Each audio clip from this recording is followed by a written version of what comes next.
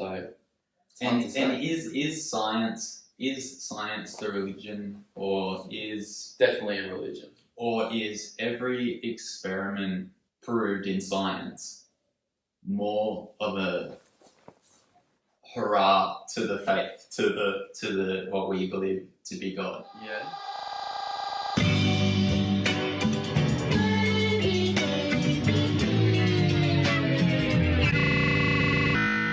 So it's about Brian Real Rescue tracing this wild, like Indiana Jones-like trail to finding out the effect of psychedelics on the evolution of the human mind or consciousness, and its effect on religion.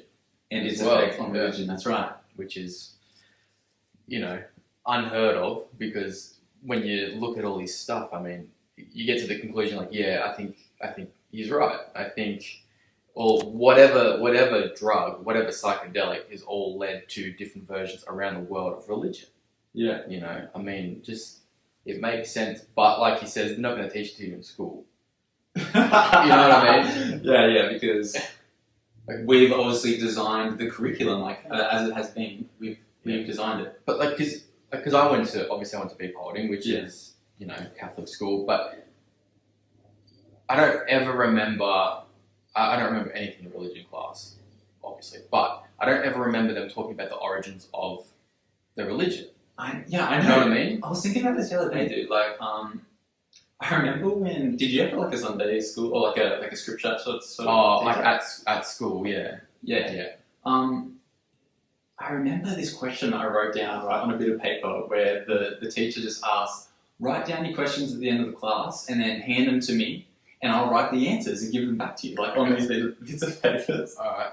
And I remember, this is sort of a go up, bro, but I remember that I said, I go, how do we know that the Bible just wasn't written by a bunch of miscellaneous dudes trekking around, talking about shit to other people? What year was that? And then she wrote, the Bible is a historical artifact. That was it. That was the answer. She's not wrong, That's dodging the question. Jeez. Yeah. But what year was that for you? That would have been like year 5. Oh shit, or 4. Or year 4. Shit. Yeah. So I wasn't thinking like that back then, man. That's crazy. Like I don't know, man. I guess I was naive. I didn't think of anything like that because I went through I was like raised Catholic, so I was did all the studies after school and on the weekends and that with mum. And I don't know. It's just I never questioned it. Well, how did your parents embody it in you, like the idea of God we're talking about, right? Yeah. Well, Dad's Greek, right? First generation Australian, but he was raised Catholic. Like he was raised Greek Orthodox, but he never ever talked about it. It was never a thing. He wasn't he was an enthusiast. He didn't care. He didn't care. Okay. But so he just identified that maybe he didn't have much of it. Yeah. He never ever talked about it. But Mum was born in America, Italian family, same thing, and super Catholic. Went to church every week, and like both parents went, and there was a whole community. Typical thing. But Mum tried to, continue that on through me, but she tried. I mean, she did a lot of work. We went to church and all that, but obviously by high school I wasn't a thing. Okay. So did you enjoy going to church? I was thinking about this the other day. I couldn't say I ever enjoyed it. I always thought it was a little bit weird. Well, so we're just for an idea of like people who have no idea who we are. We live just west of Sydney, in a fairly white country area, pretty much. Okay, basic, normal, standard Australia. Standard Australia. I guess you call it. Yeah, right. Not the country for sure, but it's a good mix. Yeah, and so we're raised quite. Conservatively? We're conservatively. We high sense of community, I feel. Yeah. And the question was, so did you take anything from church? Because I remember being sitting in sermons and stuff like that, and being Just some of the people that they would get to talk were just like blew my mind, right? And you know, maybe I can't remember the stories like as well as maybe I should, but I remember just the awe that they had when they were speaking about whatever they were speaking about, and that was like that really like sits in my mind when I think about church. Like the way they spoke about it. The way, just being passionate about something. When you're passionate about something, it's going to translate a lot better to everyone that's listening, you know? Yeah. Because they're like, oh, this guy really cares about, you know, Paul and whatever he's doing, you know what I mean? Like, yes. But I always thought it was weird. I just, now I'm thinking about it, like, back when I always felt a little bit uncomfortable in church. I don't know why, it was old, and the church that we went to, the courage one, it's older and it just smells a bit musky, and it's the same older people there every week. I'm just like, it's not for me, whatever this is. Okay. But I remember eating a little communion, and I wasn't drinking the wine, obviously, but... Yeah. Oh, well, they did grape juice at my church. Oh, right. It was never brought up, so maybe I'm doing that. Okay. But I always remember that, and when we got to that point, I was like, okay, it's almost over, we can duck it out now, we can go do something. You know? Did you sing? No. Oh, They didn't have any of that at that church. Oh, that's weird. No choirs. We used to do like everyone, they open up to a hymn, and they all just say that. Like they all did that together. Oh, they just say it? Yeah, which is a bit culty now, I think about it. Oh, okay. So that was a Catholic church? Yeah. Okay. Yeah. I grew up in like a Christian sort of base, I guess, and we sung, and I played drums in the band, and there was always really good sermons. Like, that's cool. Yeah.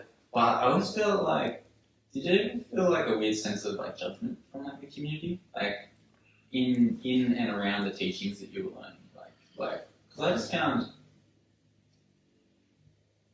maybe it's more you judge yourself, like really, like about judgment from the teachers or like other students or like people your age. I think it was other people like judging me for like that weren't in the church. No, that were in the church. In the So all these people were in the church. Okay. I mean, I was never really part of the community as such, so you're a lot more involved. But I don't really talk to we did those little study groups at home with mum and a few other people, but like I don't know, like it was almost like just a class, like a lesson. Like you go in, you do it, you just go talk about it, you know.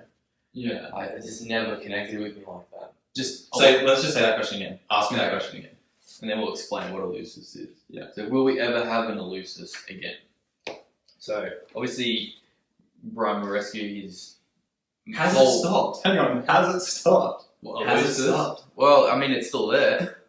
You know what I mean? The actual place is still there, but like. No, I just mean like in general in people. Like it wouldn't have stopped. Right? No, that's what I mean. That's why I wrote it down, because I was like, will you ever have a spiritual like city where people go to expand their mind and themselves? Not really. You know what I mean? Well, the internet exists. That's what I was thinking. Because I was like, do you need it? You probably don't these days because we have the internet.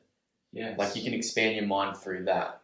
Probably realistically, you don't need anything if we're being. You don't. Yeah. And then the other thing was, well, again, it's different these days. Recreational drugs, especially in America. Mm. You could call it that. You could go to Portland, like Washington State, and you can say, well, that's the new Eleusis. All drugs are legal there. Yeah. If you want to go do mushrooms every day. Where is that place? In Portland, in America. Yeah. Everything's legal. Everything. That's even like crazy stuff like heroin and that. Oh. Yeah. Right. But you could call that the same thing if you want to go there to expand your mind and do you can do that with acid and mushrooms and all other psychedelics now that they have. Would that be enough pulling power for people to go there and do that? No, because it's not, the essence of it is not what it is. The essence of this here, Eleusis back then, just the building blocks for humans essentially. Yeah. Things that came out of it. It's not that. Because this they got in trouble for doing it recreationally. Yeah. You know what I mean? So it's what, the original Eleusis? Yeah. Yeah. And one of the kings tried to shut him down. One of the kings tried to shut him down. Yeah. One of I think from the Roman Empire, if I'm not mistaken. But yeah. Plato, his apprentice. That's right. Yes. His apprentice was caught doing it at home. Is this the Marcus Aurelius thing? That's a different. I think he's a different guy. I'm pretty sure he's a philosopher as well. He's a philosopher. Yeah. Right. Sorry, he's a philosopher. Yeah. but yeah, his apprentice was caught doing it at home, and That's right. the Athenians would have killed him if he didn't escape. That's right. Yeah. So it's a completely different thing. It's not for recreation. It's for, I guess it's religious, really. You go in there to see a god, Persephone. Yes. Like queen of the underworld. You're going to see her. So you're going to see a religious figure. So it's just a different thing, you know. And it was like I felt like a trial of fire. You had to, walk from Athens to Eleusis, and on this 13, was it 13 miles?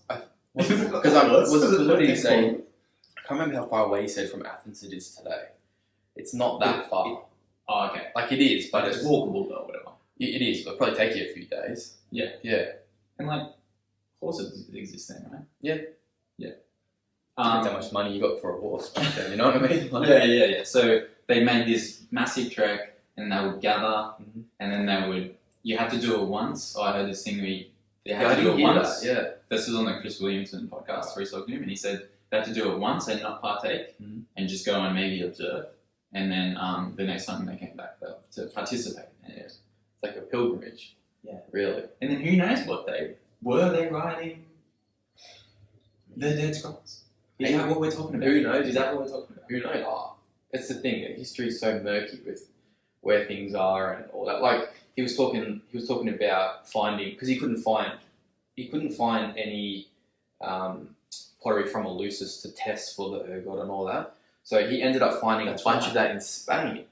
He was talking about that last night, and he was showing all the pottery and all the same vessels and the same like paintings and everything all over in Spain, which was crazy. Yeah, and it was like Greek art artifacts and stuff where he found like art from Greece and like all this sort of stuff. And all of it was over there, but that makes you think, well, maybe that was like a recreational type of thing. I mean, because he showed chalices of like real artifacts, pagan antiquities that were like representative of like you have like a dose sort of portion of the pottery. Yeah, and then you have like the big pot and like a jug sort of thing. Yeah. And then so you measure and and they were saying that in this ergot thing, they were saying that it was like 5 to 10 times more powerful than like a 5 gram psilocybin, which is ridiculous. Yeah. Just imagine that, and then they all simultaneously see who? Well, they see Persephone. Persephone. Yeah. Persephone. But are they all seeing her because they're all there to see her? You know what I mean? Is it that?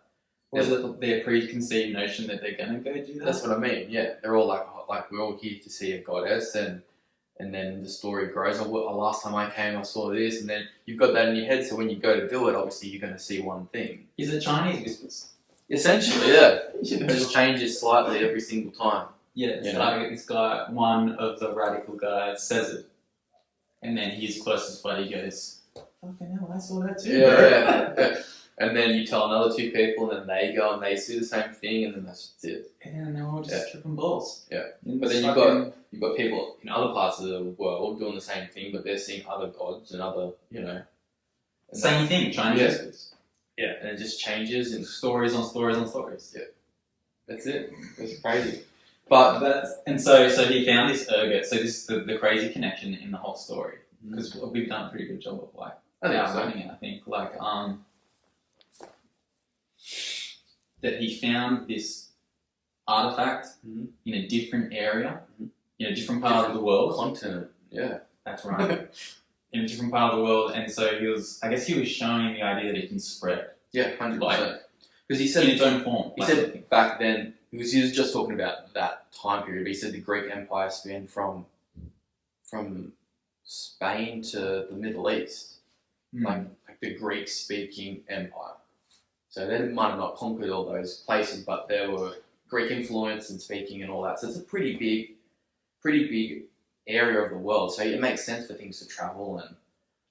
And was there this thing that they said where it was like back in those days, the body of land was like more together than it is now? So I don't know. I definitely 100%, but I don't know because we're talking like I don't know, what, 6,000 years ago? I don't even know. Should have written that down. But Yeah. When the continents were together, that's like billions, like millions of years ago. Right. That's a long time ago, you know. That's a crazy idea, man. Because that's a whole nother thing. Yeah, like they can track the way they think that the man spread out across the world, and then it's split, and then you know. And then so the question is, have we seen another? Are we seeing, or have we seen since this? I think the discovery. Internet's probably taken its place, you know, because you can go there and see what you want. Again, it's more expanding your mind. It was slower before the internet. It's a lot slower. A lot slower. Yeah, I mean, I grew up with the internet, really. Yeah. But yeah, I couldn't imagine it without the internet. That's the thing. It'd be a different world. And I was telling you this thing from this Lex Friedman podcast with. I was telling you. Right. So if a finite amount of people say like, about the internet. yeah, that's right. I think so. Yeah. That's crazy. Yeah, that's crazy. Yeah. So if they killed like X amount of people that know X amount of things about how the internet fucking runs, essentially. Yeah. If they all died overnight, Mhm. how long would it be until we recreate it? That's the thing. We've had a model. We've had really? a model. Well, we've had a model. So if those people died overnight, Yeah. could we replicate it? Well, yeah, I want to say yes, but I don't know because it's hard. Like, if they all died, then they died, right? So the knowledge is lost with them. But If he does, he does. but if the internet's still up and running, Yeah. you know, you could probably recover it from there. But if it all shut down and those people died, then well, gee, I don't know. Probably Yeah. not. You know. And so the idea of that whole thing, so since the internet, right? So we have people creating different religions going all over the world. And then this is pre-internet. Mm-hmm. And then internet comes and then changes all those religions again, which Yeah. it has, I think, Yeah. over time. I'd say I feel. so. Yeah. And then is now almost getting challenged again, like.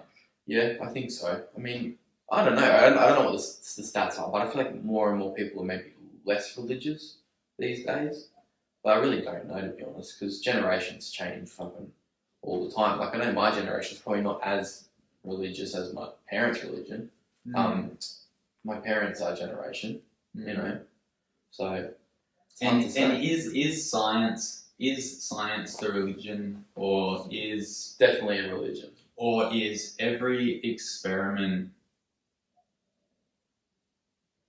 proved in science more of a hurrah to the faith, to the what we believe to be God? Yeah, I'd say so. I think, especially like with podcasts and that, like it's like the internet is changing the way people think about science, and because you have access to scientific information that you never got at school, and if you did, you didn't care about it. Yeah. You know, so I think it's changing all the people's ways of thinking for sure. Yeah, I'm quicker, 100%, and I think because I've been listening to Joe Rogan for years. Yeah, like probably like 6-7 years.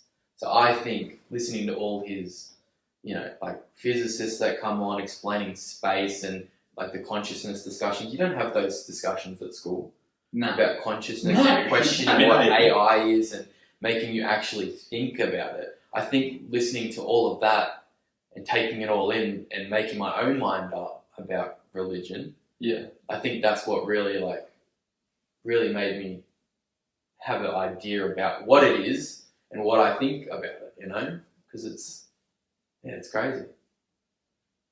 and it sort of has its own evolution in your mind, like. Yeah, definitely. And so on this thing with AI, you just mentioned AI. We were talking about the dinosaurs, like the meteors, right? Yeah. Hitting the Earth. That was the first that was a reset point. Yeah. That was a reset point. Mm-hmm. Almost everything died on the planet. Yeah. Except for some crocodiles and maybe some birds. Except for a couple of things. Yeah. And then we rebuilt. Yeah. From microscopic. Yeah. Well, that's the thing. Organisms. Yeah. 100%. That evolved over a fucking long time. Yeah. Yeah. And then eventuated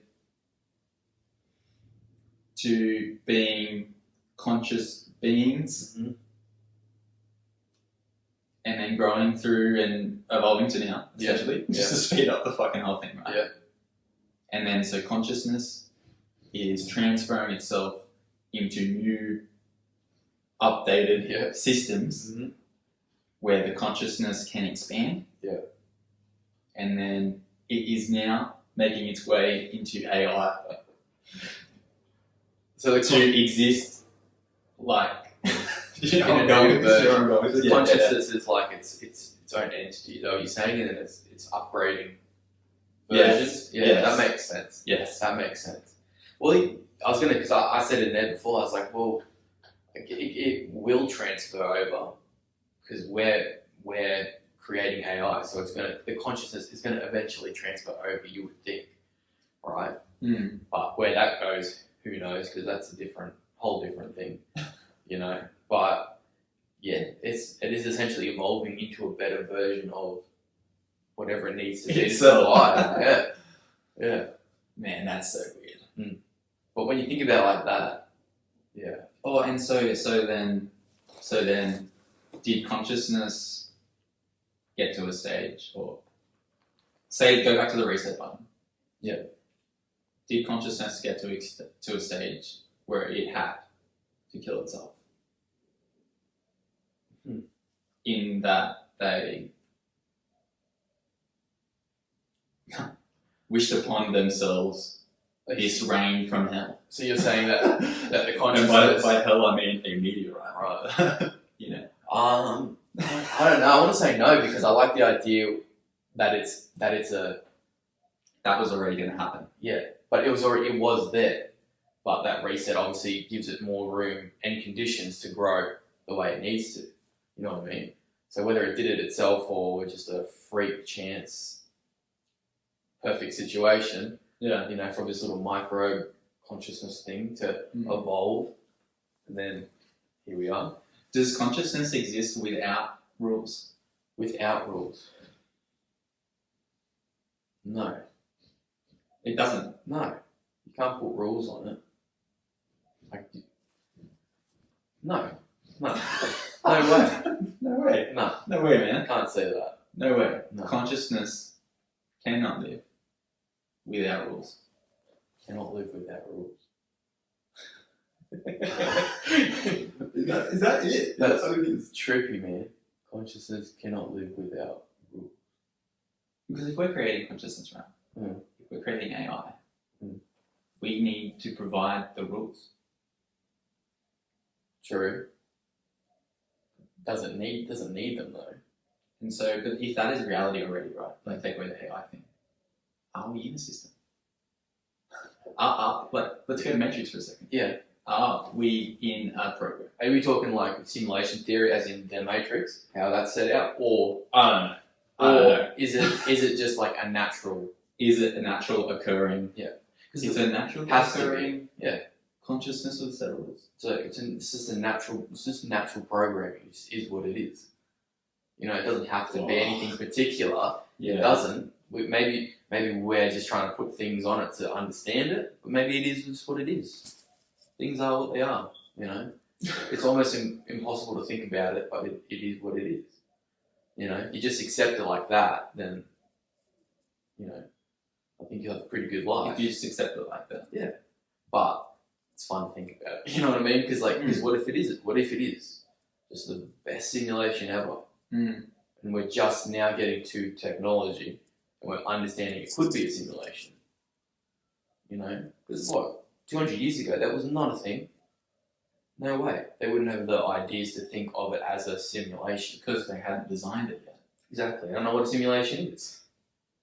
You think about that by itself, it's just crazy. Because now we understand what a simulation can be. So maybe we're in that. You know? Oh, that's heaps tricky, man.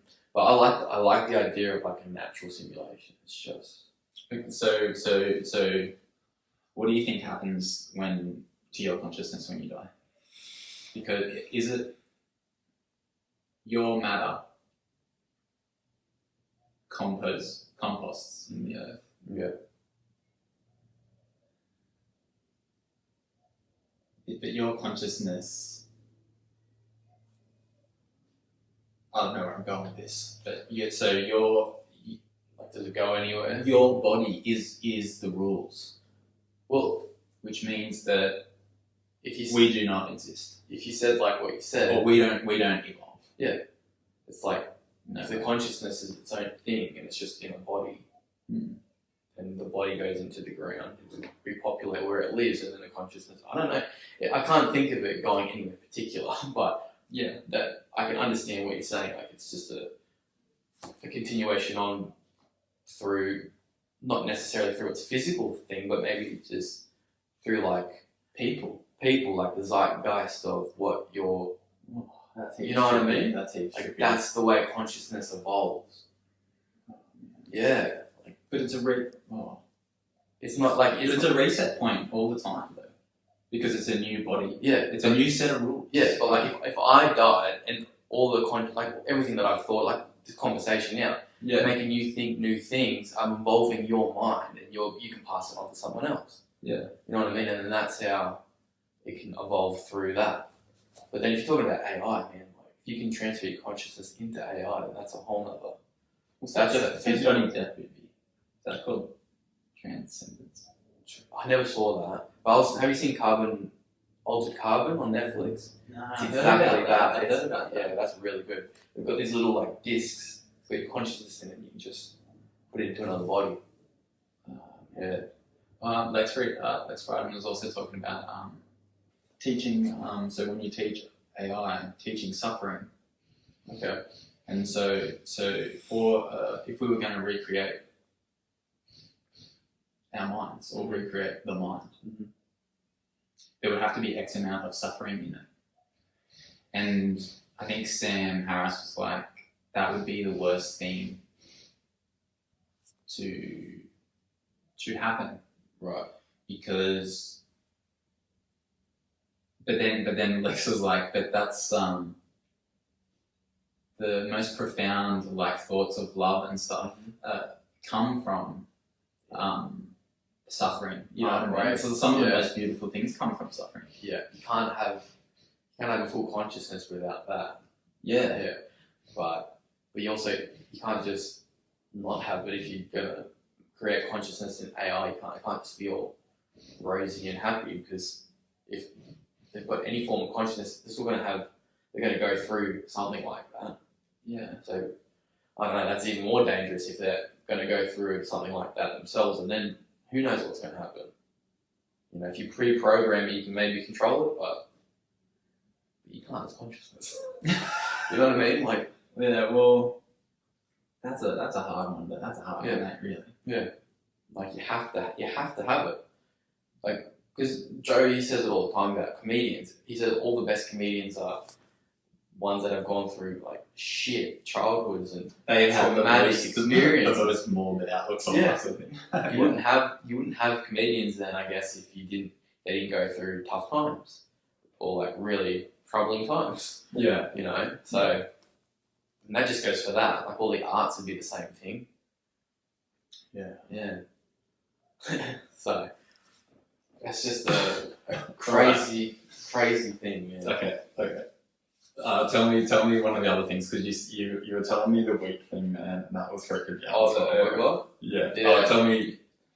Let's. I don't know how we can make sense of this, but let's. Yeah. Tell me the. You want just a question? Tell me the great one. Question. Yeah.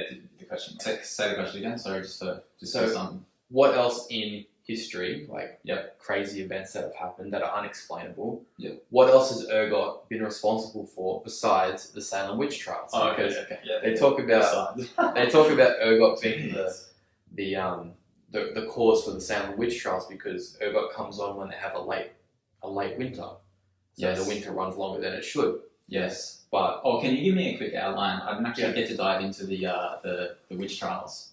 the Salem witch trials. Yeah. Do you know? Can you give me a brief I outline? can give you a little brief outline. Yeah. Just give me like the. I don't have any dates or anything. But Yeah. That's okay. the idea was in Salem, I think it was for 8 months or so, in Salem, which is in Massachusetts in America. Mm. A small town and a few surrounding towns as well went into this massive hysteria about having witches in their town. Yes. So people would... the Life of Brian thing. Did you Yes. tell me that? Yeah. So people would accuse neighbours of moving things with their mind or... Burn her! Yeah. Or destroying some of their property or something. If a witch floats, burn her! People Is that what it is? Yeah, If yeah. a witch floats, but then they float a bit of wood or something Yeah, like that. yeah. Oh, sorry, so keep going. So they were just like paranoid, like 100% paranoia, right? 100% paranoia, but mass spread paranoia. So they were burning people. Yeah, burning people, accusing... They killed, accused a few children of it as well. In the States. Or, yeah. What's it called again? It's like 1400s or something like that. The Salem witch trials. The Salem witch trials. So all of that went down. Yeah, okay. And then stopped. Alright, so then what are some other, because as soon as you said that, I was like, geez, I can't. Because It's hard to think about. I didn't think about it too much for other examples, but one came to mind straight away, but I wanted to see before I said it, if you could think of any. Because I couldn't think of any, but I mean, honestly, who knows? There's so many stories out there that... We're thinking of what's affected in real life. Like mass hysteria events or like 21 2K, when we thought that everything was going to stop. a Y2K? Yeah, Y2K. Oh, right. I don't know. It's really modern. Well, it was like Well, that's... we were paranoid Yeah. that it was going to happen. Yeah.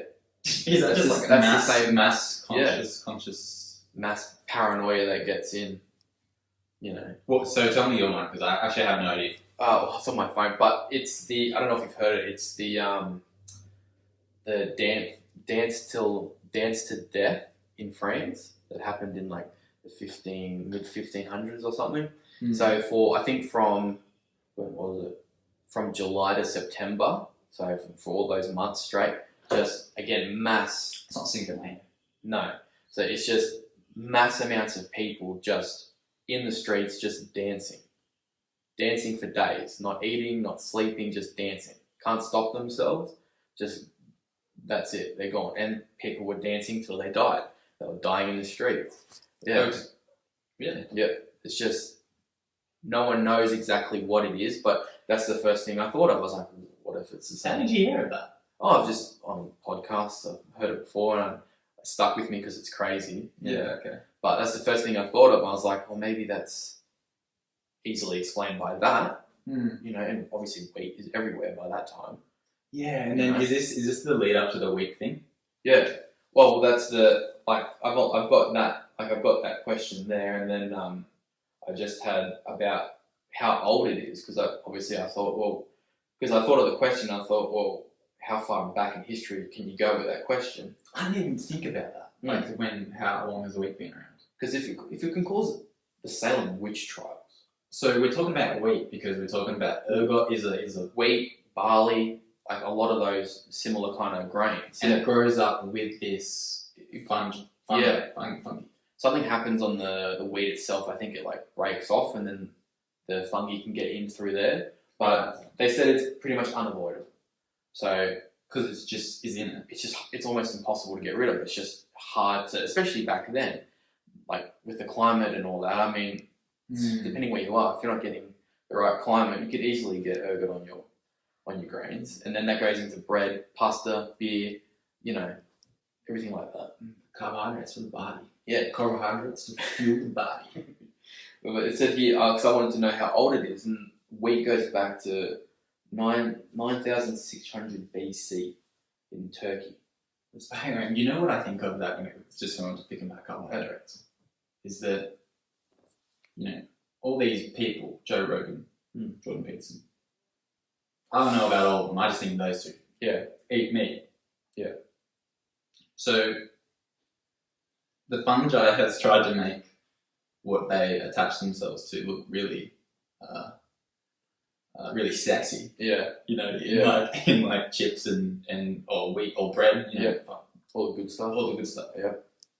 They make themselves as attractive as they can in the next evolution of their consciousness. Yeah. I like that. So then, is it like a is that a quicker evolution than we think? If it's growing in our consciousness, and then we are providing offspring, and then obviously because it's like you're transferring knowledge as you grow up. Yeah, but then it's happening on itself. Yeah, and the internet is almost collapsing time. Yeah, because there's so much information. Yeah, there's so much information, and then it changes. Like I said, listening to podcasts changed my consciousness. Yeah, you know what I mean. You can't know everything, right? You can't know everything, definitely, but it's definitely changed. Definitely shifted everyone's perspective, especially kids these days growing up fucking with the internet, from when they're in kindergarten. I didn't have that. Well, yeah. I got in year 6 or something.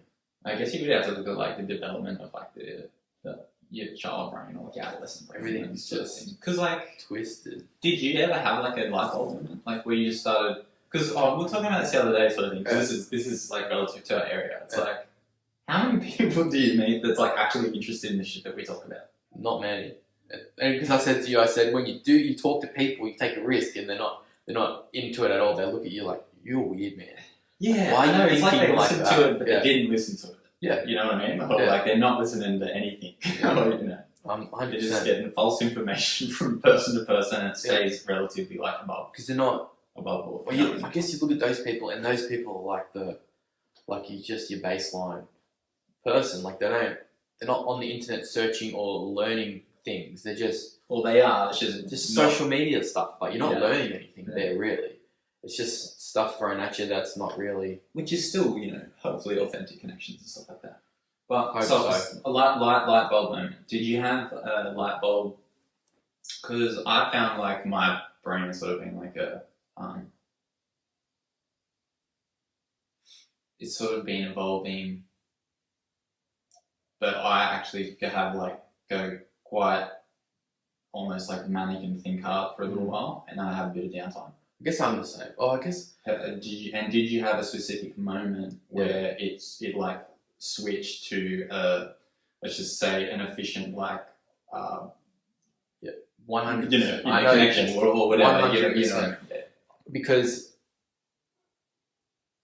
before you were 27. Yeah. So maybe when I was I don't know 24, 25, maybe 24, I started smoking weed, and that was the first time that I was ever in my own head actually thinking about stuff. Does that make sense? Because when I smoke, a couple of days ago I smoked way too much, and all I do is I just go into my own head, and I just think about everything, and I can't help but think about my life and then my place in the universe, and how my head just goes straight to that, and I don't really know why. But I remember maybe when I was 25, I was by myself, and I had this small bong. It wasn't anything crazy. Yeah. And then I was staying at mum and dad's house because they were over in Europe, so I was house sitting. Oh, okay. And that's where I grew up. At 20, how old? 25. Okay, yeah. 24 maybe. Yeah. And just a normal bong, all good, watching the basketball, cool. And then it just hit me. I was in the shower. Yeah. And I was replaying my teenhood, if that makes sense, through high school. Yeah. And I was just thinking about everything that I've gone through, a little bit of deja vu. You go through, when you have a shower, you go through the same things and all that kind of shit. Yeah. And then just thinking about my life, and then it was like a level up in life. It was me. I don't know. It was weird. It was me going through everything and accepting it in flashes, real quick. It was legit you're seeing your life, but only about that one part of my life, right? In high school, until I was 20. That one part when I was living there, and it was a level up in life. I was whoa, okay. I don't know if I've just accepted that part, and I'm yes, I'm moving on. I want to do new things. That's when my mind I can't help but think of Pokemon Eevee, and it can like transform into whatever like, it wants. Yeah. Now it can transform into like Voltarion Yeah. and like Jolteon. Yeah. It's like that's all I can think of for some reason. But yeah. So you're evolving. Yeah. I'm evolving essentially. My mind's evolving. That's the way. That's the way I thought of it. Right. And we use it stressful, like it was when it was happening. Yes. It was a big trip. Yeah, it was probably the biggest trip that I've had on smoking weed. Yeah. Okay. You don't really hear people tripping on weed like that, but yeah. But yeah, I was just kind of like stuck. I felt frozen. I don't know if I was, and I don't know how long it went for, but I felt really frozen, and I was just like accepting. Okay, yeah, I guess I'm an adult now, and I need to like, because at the time I was like, I needed to change jobs. I was miserable and all that, so I was like, yeah, I need to level up. I need to change like what I'm doing and all that, and then you know, I think like a few months later, I moved out into the garage and all that kind of stuff. So. And so, were you searching for that upgrade before? I guess, yeah. Before. Oh, I think subconsciously, yeah, 100%. Okay. Yeah, because you know, you get in a rut and you get stuck, and you just nothing's happening in my life, and you know, my mates have got girlfriends, and I don't really see anyone anymore. That was a really bad, lonely part of my life, and I guess I needed that to just like fucking do. And so, do you think it like pressed fast forward on you? No, it made me. Is it just like a more like a trigger? Like, yeah, I guess a trigger, but it was almost like a positive affirmation to myself. Like, let's do something, man. Yeah, like don't waste your life. But probably like a year or so before that, I started smoking weed, and that's when my mind was just shifted into thinking about stuff. Wow. And then, because that night I was listening to a podcast, and it was about the infinity of space and like our place in the universe and all that. And you were actively listening to podcasts in the lead up to this? About a year or so before that, yeah. So, because I started smoking weed 2 years, and then I started listening to podcasts really heavy. Right. And then it was just, my mind shifted into thinking, and then had that big trip, and then Bob's your uncle, you know. And so what changed then from then? Yeah, in terms of your mind, like you made moves to change jobs. Yeah, it was just like, it just made me like really, really want to like enjoy my life, like actually do something. Because at the time I wasn't doing anything. I was at this job for 8 years, and it was two other people that worked with me, and that was it. So I was like, I need to be around more people. I want to go, and that's when I started exercising. I started running for a year. I want to go and do things, find new things, really like explore, you know, different avenues in life. Yeah, it was a big, big shift. And then in your learning ability, like, let's maybe talk about that for a bit. Well, I think my interest definitely like solidified. I was like, more into the crazy, you know. And so has university crossed your mind? Like going and actually, I was going. What would you do? I wanted to do ancient Egyptian history. Wow, I wanted to go to that. Yeah, I was going to go because I was looking at accommodation. I was going to go down to Melbourne and like live there and go to university down there, and they've got a full program down there, which is really cool. And then what's the job in that, or was it more about just learning? It was about learning more than anything, but that was the other thing. It's like, because then it came, it was like, do you really want to spend that much money just to learn when you can probably do it for free yourself? That's where we're going with everything, I feel as well. Yeah, because I was like, it's a lot of money, accommodation, and then what? I'm an archaeologist maybe, or I'm working in like at a museum, just sorting out people. Yeah. You know what I mean? Like where does it go? He's just doing. I was like, oh, maybe I'll be like an archivist or something. I was like, I'd be cool with that. Yeah. You know, inspecting certain things every day, like that'd be cool, but it didn't really like sell me. You know, I was like, I can do it for free, man, and I can probably do it at my own pace. Yeah, like I don't need to. It's like you can give yourself a degree from like your lounge room, right? All the stuff here, just one legit, like 2 podcasts, 4 hours worth of content, and I've just taken a few notes, and I can remember things better. I'm actually interested in it. Yeah, you know, like it's the best university, man. I know, and it's hard to find someone that we can like. We've struck a chord. We've known each other for a little while. Yeah, just through work. Yeah. and we've just sort of struck a chord on interesting topics. That's it. Because I've always been interested in, like, obviously you get taught this whole religion Bible thing, but, you know, I guess for a massive period of time, I was just like, I just dropped it, you know, I just dropped it and I never questioned it. I just dropped it and... the origin of it, man. Yeah, I know, and this is where the shit is, right? Yeah. And so does it make you think that the actual work in life is not working? It's like, it's Actual work. it's having like this sort of, like, we don't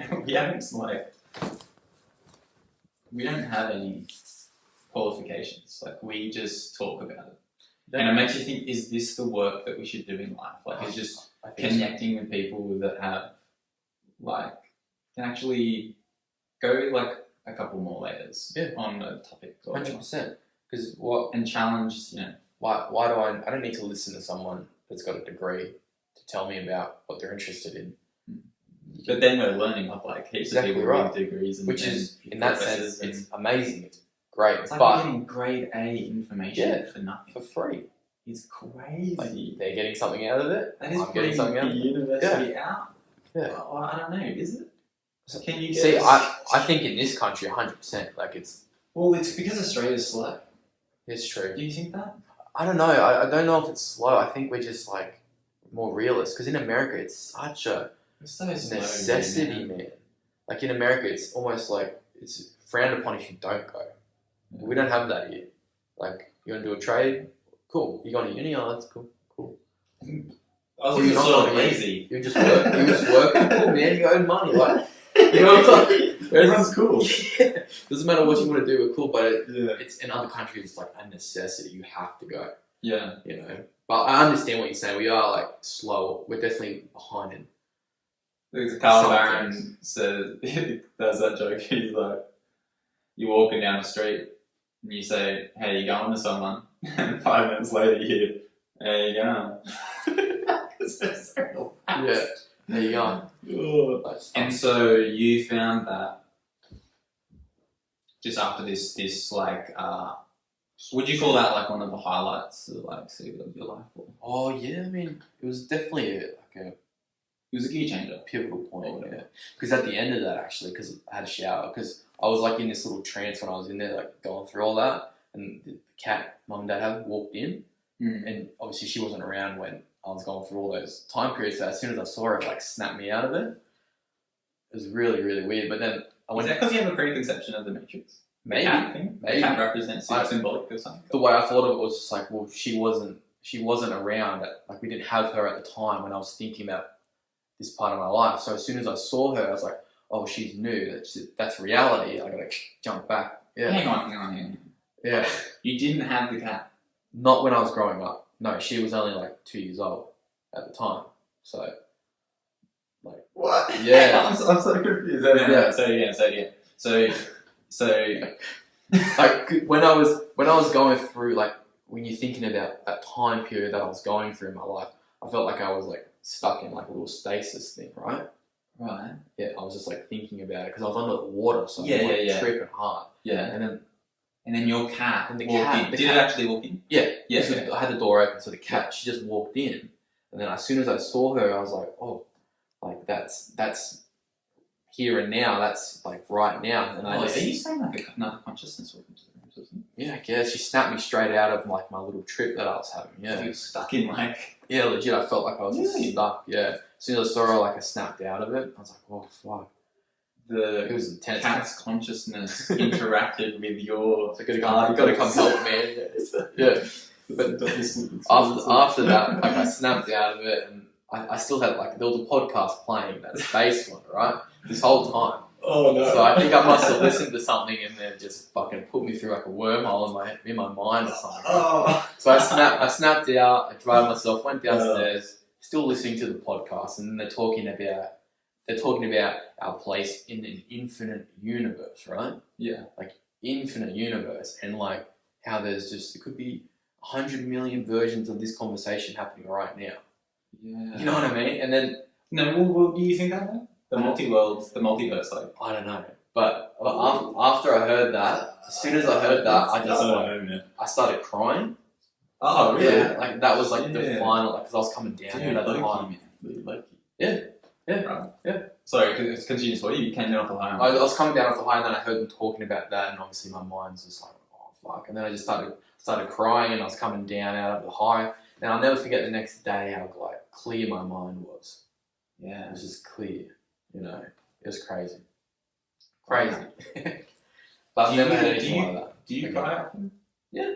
Well, not often, but like, I mean, if I watch a movie, there's certain movies, 100%. What movies? Forrest Gump always gets me. Which bit? Like the ending? At the ending, yeah. When he's saying goodbye to his kid and when Jenny dies. All the time. And then, I will say this on camera, I don't mind. The Notebook. I really like that movie.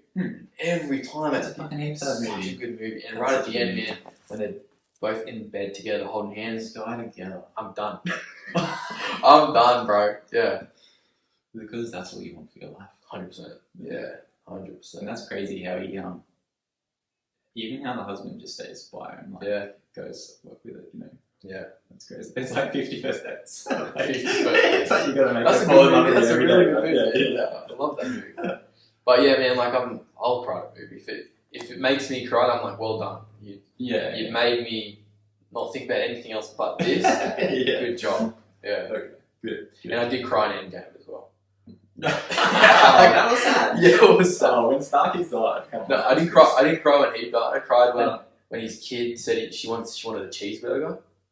Oh. Yeah, because in the first movie he got a cheeseburger as soon as he came back from being kidnapped. Oh, I was like, damn. Fuck, I didn't even remember that. Yeah, bro. I'm dirty about that stuff. I like it now. You tell me something. This is the other thing, right? So if consciousness was in, I don't know if we talked about this, but if consciousness is in the plants, and then is that a basic consciousness that has trying to be to escape that form and evolve? Yeah, but it's over a long period of time. 100%, like years. Is that what's happening? Maybe. Surely they're conscious in a form. You know, definitely some plants are more than others.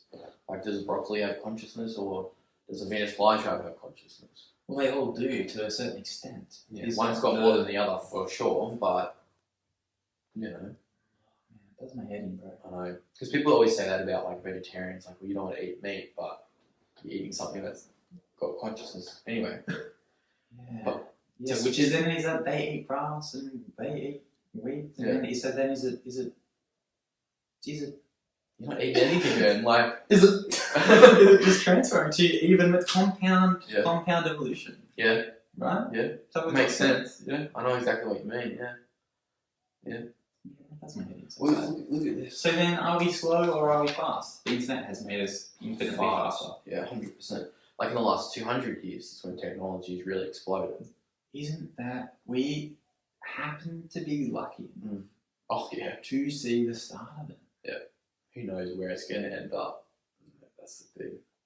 Dude, even that does my head in, Yeah. man. Because obviously you've got like people in the 80s had no concept of a phone or a phone by itself. You know what I mean? A smartphone. A smartphone, yeah. What it can do these days, no concept. So we can't even have a concept. Which is creating its own consciousness that consistently tries to get your attention. Yeah, that's it. Everything. So you do nothing. Yeah. And everything. You do nothing and everything at the same time.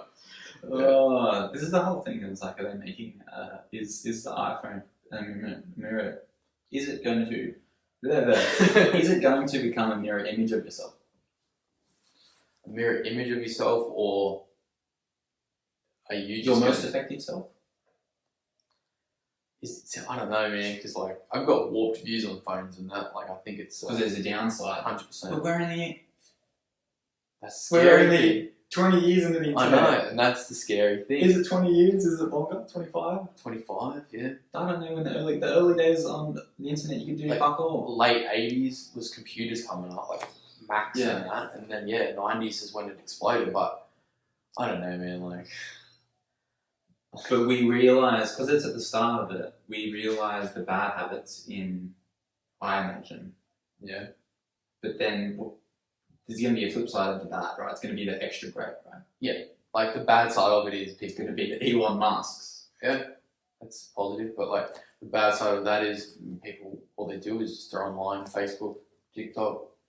Like there's no thinking in TikTok. It's just videos pop up. There's no screens. There's no. It's dopamine. Yeah, it's all it is. Yeah. That's all it is. That little device. That's all it gives you. Yeah. Like I don't have any social media on that phone. Oh really? I'm not interested.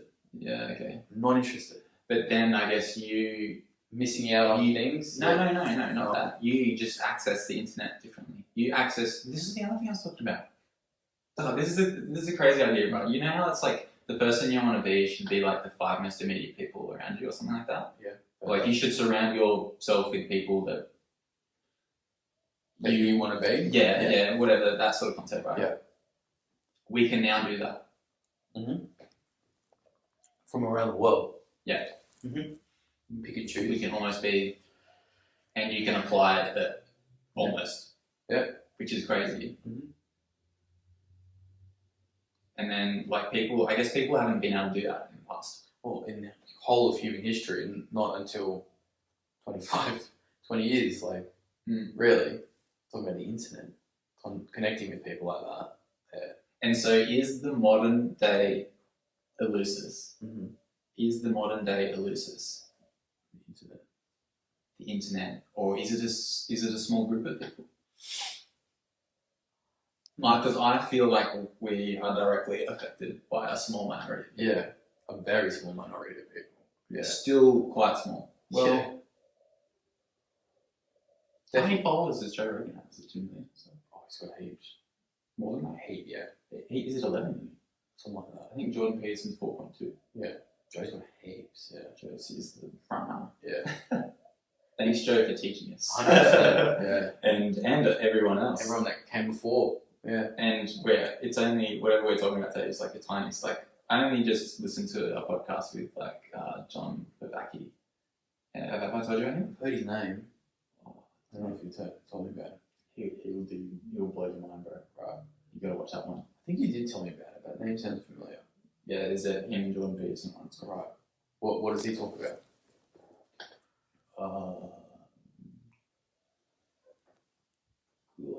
Consciousness. They were talking about consciousness in that one. But he sounds like he knows a lot. Oh, right. The real technical speak.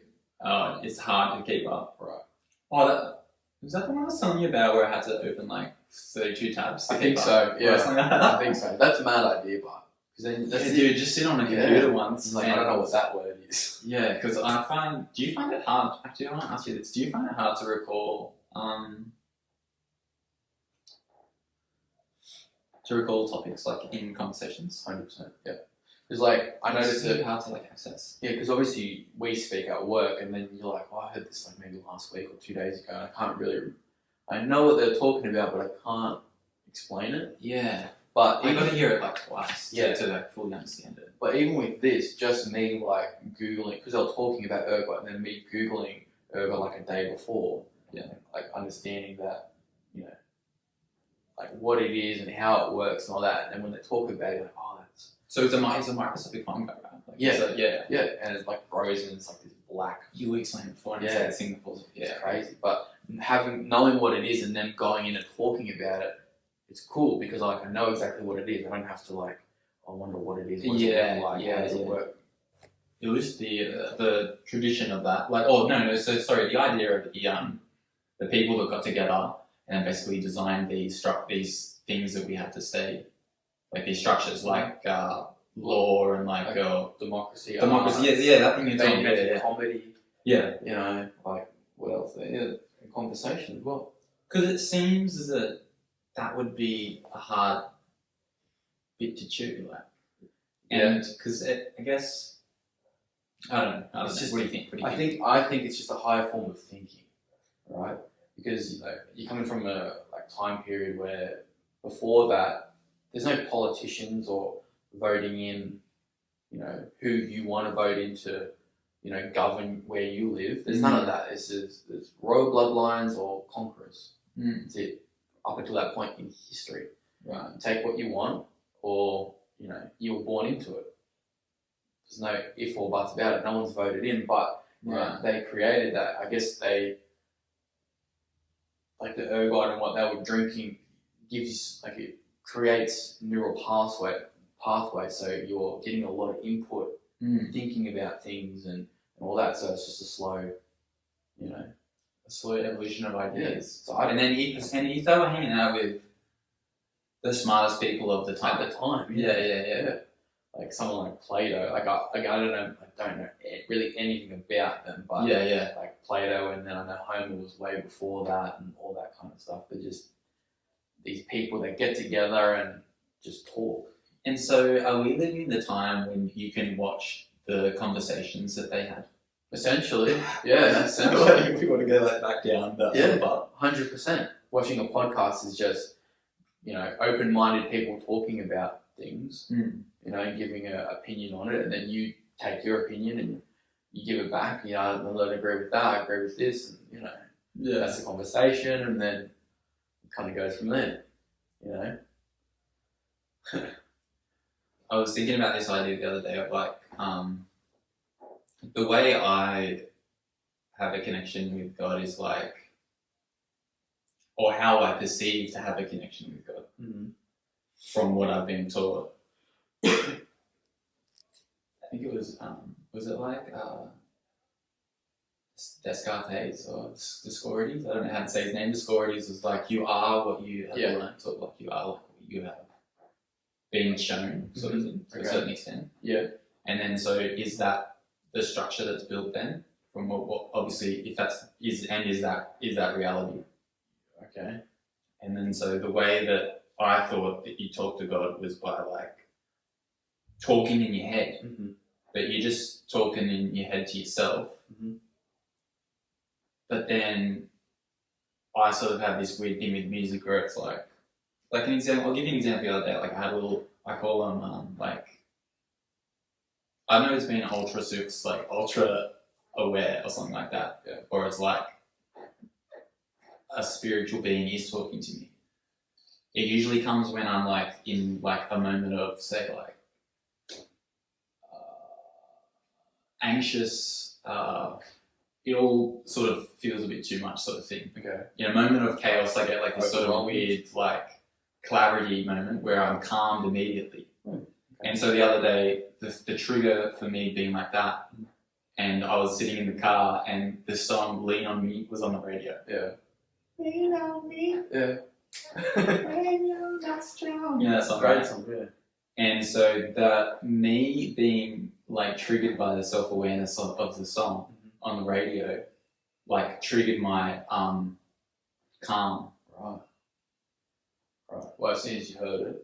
It was already playing, and then I was like thinking about whatever, and just like sort of ramping up, right? And you come back. Yeah, and then I sort of notice reality to a certain extent, and then hear the song "Lean on Me." Yeah. And then calmness immediately comes, right. And then the thought of, I just do this because I've been taught to believe in God.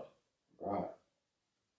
Are you with me on that? Right. So you thought of that. You thought of that when you're in the car. It goes. Peak. Become self-aware of.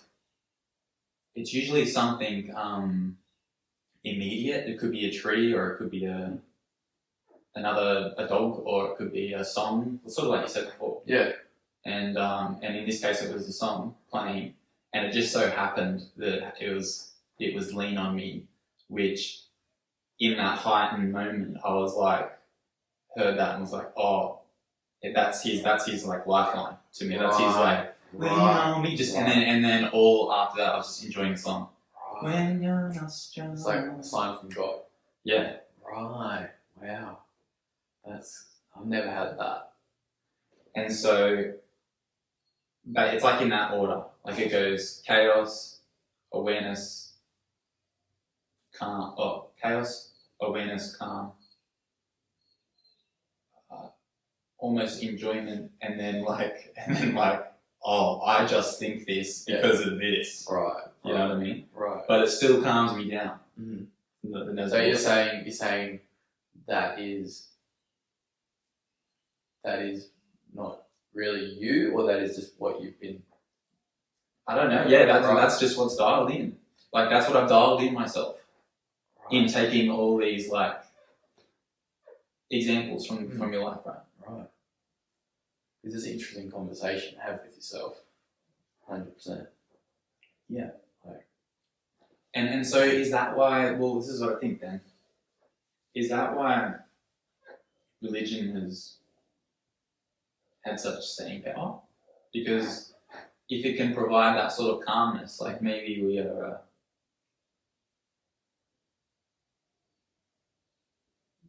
just scared, man. That's all it is. Or maybe we. Well, is that what it is? Like I don't think being scared of. Wait, is it that? For Because me, it's sort of an unconscious dial-in, then, if that's the case. for me, I was definitely scared of dying. The whole concept of it was scary. So I can easily see people putting their faith in that in a religion because there's always an afterlife in religion. There's always a better place, you know. So I can easily see people putting their self in faith because there's something bigger than themselves. When I don't know, man. I don't know how other people think, but if like a normal, quote unquote, normal person thinks about their place in the universe, like what do we really do? Like, what am I supposed to do? When they have those conversations, what do they think? Do they freak out and think there has to be something bigger? It has to be. Yeah. You know, because my mind doesn't work like that anymore. Yeah. Like it doesn't matter if there is. Yeah, it doesn't. It does not matter. But because you only exist in a set of rules. Yeah. For a certain amount of time, however long that is, you know. Yeah. And that's the time I've been taught. Exactly right. I was thinking about it Who's to say I'm going to live for 100 years? Yeah, that's right. Yeah. I was thinking about it today, writing all this stuff down. Like, oh, dude, what was the Carl Rock thing that you said? what? The thing where when she learned. Sorry, you keep talking. Sorry, I interrupted you. Oh, that's so good. I was just thinking what it would be like, 13,000 years ago to actually live a day. Like, could not imagine. It'd be fucking crazy. But all we know is this. Yeah. At the forefront of human evolution, really. Yeah. There's nothing ahead of us yet, so it's crazy. It's very. What do you mean ahead? Like tomorrow? Like tomorrow's there, but you don't know what's there. You know what I mean? Carl Rock started in these let's touch back on that for a sec. Like Carl Rock said in that one of those things that I can't remember what it was exactly. I wish I wrote it down, but it was something like he was talking about lucid dreaming, and they said once you learn how to lucid dream, it's learning how to die. Jeez. Once you learn how to die, it's hard to come back, and then you no longer fear dying because when you die, you had already died. Wow. Or something like that. Alright. I think I've added a step in there somewhere, but it's something along those lines. So like me hearing that, I'm like, he's saying that you die. I think what dies is the fear of dying. Yes, that's what he's saying. Right, That's what he's saying, right. yes. So without the fear. You've already died, it doesn't matter. Yeah. You've already gotten over it. Yeah. Yeah, right. That's amazing. Yeah. Like, I think that's how I am. Because I told you before, for like a good year straight, every day I would just think about dying. See, that's so weird. I don't think immediately like, oh, I'm going to die one day. Yeah, I don't know, just for a period of time I was smoking pretty heavy, so maybe that was the cause of it. Yeah. But yeah, man, it was every day. I don't really know what happened, but I came to terms with it. Because I would always tell myself, like, oh, okay, you came to terms with it. Yeah, How'd you come to terms with it? I don't know. Because every day I would think about it. Yeah. And then I would tell myself, like, because I knew it was bullshit. It doesn't matter. I knew it, but I couldn't convince myself of it. And I really don't know what made me come to terms with it. Yeah. Something did, thank fuck, man, because it was like a weight on your shoulders almost. Yeah, I mean, it's not good. But I came to terms with it, luckily. So do you find like that? You sound grateful, like. Oh yeah, you sound grateful, right? Very and then it's grateful. like, and then do you always say? Are you always in that grateful headspace? I try to be. The thing that everything is pretty good, like in my life. Everyone says that, right? Well, Like this is just like everything's good. No, be grateful, right? Oh, right. It's like everyone says that. I'm like 100% grateful, man. Like getting married, building a house, like everything that I wanted. I want a family. I want like Sandra's my best friend. Like That's all I want. So I didn't have that. What 5 years ago. Yeah. I was in a pretty different place. So I'm very grateful for everything I have. And maybe that's why I'm just like, if I die tomorrow, I die in 10 years, 10, 20 years. Like, I'm just lucky to have what I have. Yeah. You know? Like, good job. Nothing's too stressful. Do you feel like you started living for someone else? For someone else? For someone else, yeah. I guess so.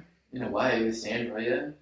Okay. Like, definitely the first time in my life I'm living for myself. Okay. Yeah, instead of going through the motions, you know, because I know what that was like, and I would never want to go back to that feeling.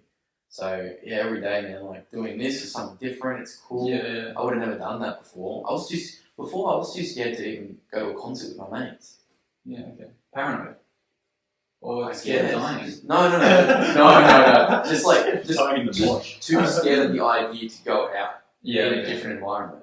Oh, okay, wow. Yeah. Oh, that's a big step. Exactly. But now I'm like, let's go, man. Like, yeah. Let's enjoy everything as much as we can within obviously Yeah. the parameters of money and all that. But yeah, you know, that's nice. I think that's a nice headspace to be in, like consistently. That's it. I just All I could think of, man, was like this. I'm just gonna bring it back to like my biblical growing up, because I asked you that thing about like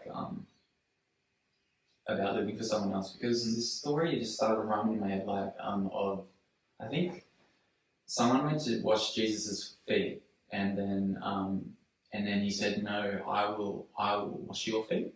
Oh, okay. And then that's just like a weird symbolism thing where I'm talking about, that when I hear stories in everyday life, I like have this weird relatable story to bounce back to. Yeah.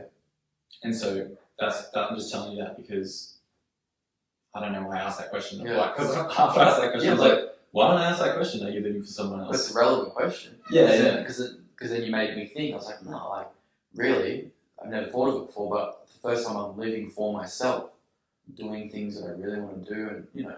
Yeah. So you're living for yourself and others. 100%. Yeah, and you're grateful for it because you're more what you want it to be. Yeah. That's beautiful. I remember like from 20 to 22. That was 24. That was a weird time in my life, but I always remember. I don't know who I am. I always remember that. Didn't know who I was. Didn't know what I wanted to do. Didn't know where I was going to be. You know. Yeah, it's a weird blind space to be in. You know. Like really weird. But yeah, now it's completely different. I think you just need. Who did you think you need to be? I don't know. That's the thing. I don't know. I had so no weird. idea. You just feel lost. You just feel lost. Like you walk around now, you see things, and you're just like, like it didn't really. It's just a thing. I hated my job. Wasn't seeing my friends at the time. We'd all kind of split off and done our own thing. Yeah. You know, but. Yeah, I've talked to people that felt like isolated. I've talked to people that have felt isolated in the school environment, and in a school environment. And they maybe don't like have heaps of friends outside of the parameters of school sort of thing, and you only saw them because you were put in the proximal location a lot, you know, when you're young. Yeah. And I don't know if I guess you don't hold any value to that, right? Like to not holding those friendships or whatever. Yeah, not at the time, that's for sure. Not at the time. No, but like, I mean, I've only got 4 friends, really. Yeah. Like 4 best friends, like we're a group. Yeah. But I've known them since 2008. Okay. You know, but that's it. I don't really. People have come in, come out, but you know. How much time do you spend listening to content? Because I almost feel like, well, no, sorry. Friends can't be replaced by the internet. Because some people would say they can. Yeah, I guess some people would say that, but Yeah. I don't believe that. Do you believe that? There's a human connection is completely different. Yeah. Like I get uncomfortable talking to people on my Xbox Live. I don't know. Yeah. You know what I mean? It's a different thing, but in person, it's just it's how it's supposed to be. I feel like in like learning all this sort of stuff and like talking about it, do you find it hard to I still feel like I find it hard to talk. Like there's so much in my head just running. Like it's hard to with like listening to a lot of content and stuff like that, you spend a lot of time in here. Yeah. And I find it hard sometimes to communicate everything. Yeah. When I'm talking to someone. I guess I haven't really. And do you I haven't had a problem with that as much. Okay. Not that I've. You're very good at explaining things. Where I feel like I am, but I don't know. I feel like I've always been good at expressing myself, especially if I'm interested in something. Yeah. And especially if, like, I'm talking to you, you're interested in what I have to say. Yeah. Same for me. Like, it's I can comfortably talk to someone. But if I was trying to do this with like, mum or dad or anything, like, they would just be like tapping in and out, not interested. You know, like there's no reciprocation. Right. From what I'm saying. At what age did that change?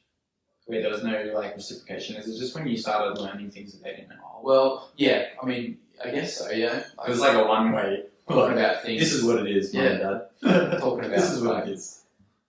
You know, talking about like even like how like a marijuana plant grows. Like it's super interesting to me. Yeah. And the the different where the trichomes are, what they do, and all that. But yeah.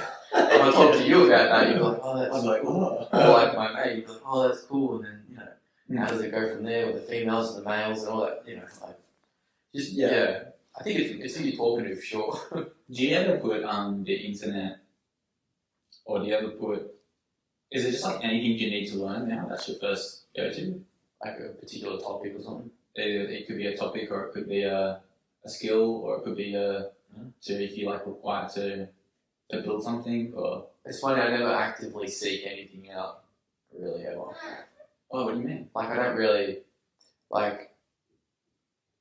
I mean, sometimes I will, but I really want to listen to a Elon Musk podcast. I really want to hear him talk about Tesla or something. Or I really want to listen to a like space podcast. Okay. It's very rare that I get in those modes of like actively searching for things to look at or study. Really? Yeah, but I don't think it's a good thing because I'm lazy like that. I feel like I see that as a bit of laziness because like I'll get stuck listening to 3 podcasts. That's it, and like I listen to Joe, listen to everything he puts out, but half of it I'm not really interested in. You know what I mean? So you just sort of have it in, and you're on autopilot. You Essentially. pretend like this. Yeah. Oh, okay. Yes. Which is like not a good thing, but like I said, after even just writing down notes for one podcast, it just changes the way you listen to it and actually retain the information. Yeah. Yeah, because I think I was talking to you just earlier about how my sort of stream goes like I'll listen to one thing. Like I can't remember, the first one I listened to was the Joe Rogan and the Murascu one. And then after that I was just like, where's something else with Murascu? Yeah. So I was like, he is so good to listen to. Yeah. And I listened to that, and then he reiterated the story. And then he talked to Jordan Peterson about it. And then so based off those couple of podcasts, I just actually start searching words. And so it's like, I think Instagram taught me this really well, like keywords. And so it was like consciousness, anything on YouTube that said consciousness, I was like super interested in. Okay.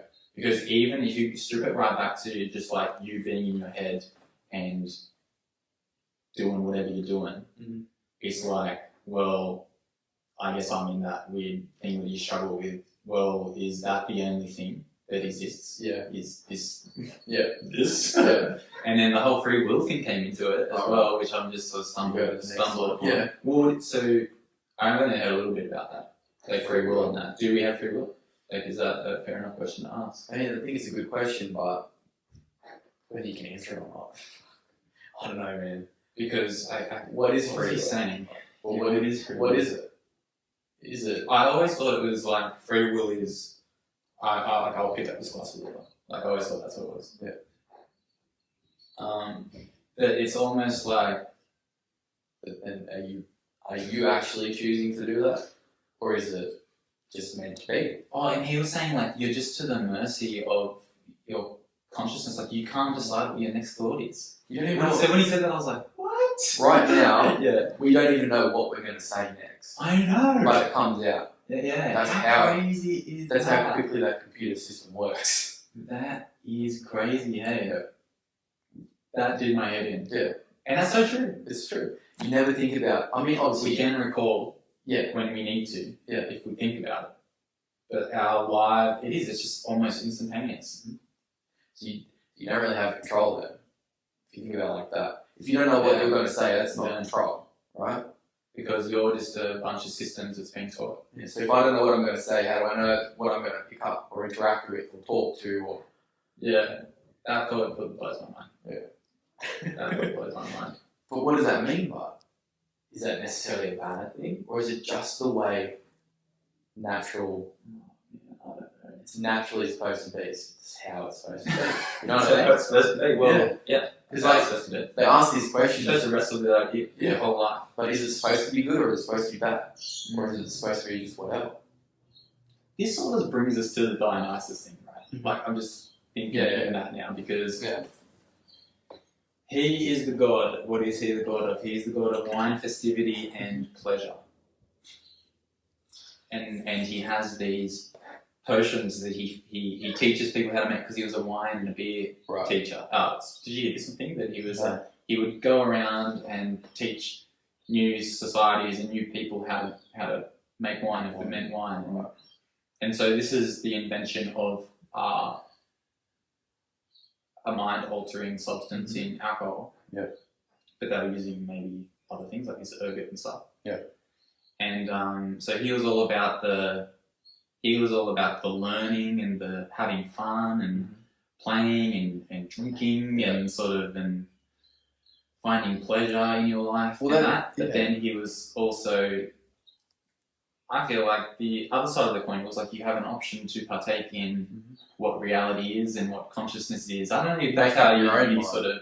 I need to do more reading into Dionysus, but that's sort of how the concept of him. The concept of it, yeah. Well, because you look at he's the god of wine and festivities, right? So fucking back in the day, man, all they were doing is having orgies every night. You know what I mean? Everyone. So I guess everyone would want to, go and follow that god and expand your mind and expand your body and experience new things, and that's like it's a massive. Imagine that body of consciousness in a massive orgy. That'd be weird, I'd say. Yeah, it'd be so weird. Yeah, especially back then. Just Imagine the collective spirit. definitely wake up the next morning with different outlook on life. Yeah, it'd be like 1 out of 3 of them died from some sort of like transformable. But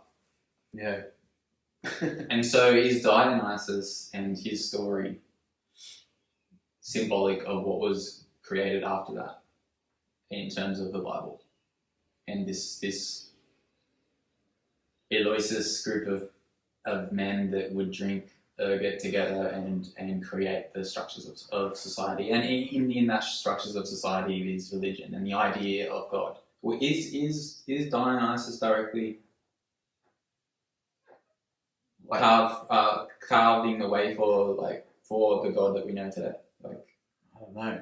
The gods that we know today. It's hard to say. I don't know. I feel like no, because he said in this podcast, he said that Paul went to Greece at the time and berated, because there was a church in Greece. He went there to I think read his Bible thing that he was writing for the Bible. Yeah, because the First Testament was made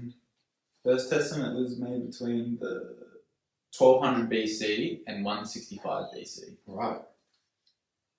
And so he's reading his whatever it is. He's reading his thing and he's having to go at everyone that's going to the Eleusis things, saying that he's angry at them because they're taking in the wrong communion. So he's totally against, essentially, or I don't know, him or the church at the time is totally against what they're doing there, expanding their minds, thinking. Yeah. Okay. You know. Yeah. So I don't know. It's weird, but I still feel like the origins of any religion are still based on some sort of historical psychedelic. Yeah. Psychedelic. Yeah, 100%.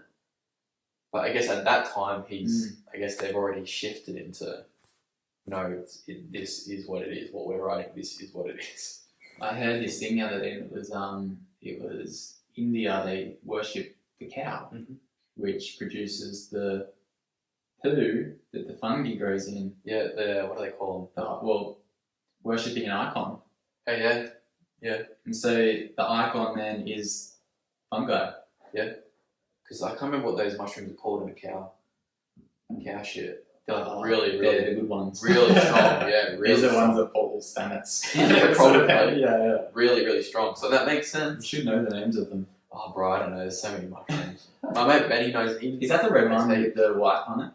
Is that the one you're talking about? No, that's the what's that called? The Emissaria or something. Emissaria? That one, Emissaria Mascara. They were talking about that as well. How it's like a that was like what Christmas was based on. Yeah, how crazy was that? Because because it goes under the trees of pine cones. It grows Grows under like pine cone, like pine trees. Sorry, pine trees. Yeah. What they use for Christmas trees, and it's a bright red with white dot. Looks like a present under a tree. And where do mushrooms grow? In good woody areas that fall below trees. Yep. That's with a bit of moisture. Yeah, and obviously Santa Claus has reindeers, and the caribou, which are essentially reindeers, where they're attracted to it. They eat them all the time. And that's why they can fly. People taking them and seeing caribous, think they're flying. Yeah. So you hear something like that, you're like, that makes sense. That makes so much sense, dude. How crazy was that? I couldn't believe it when I was hearing that shit. Yeah.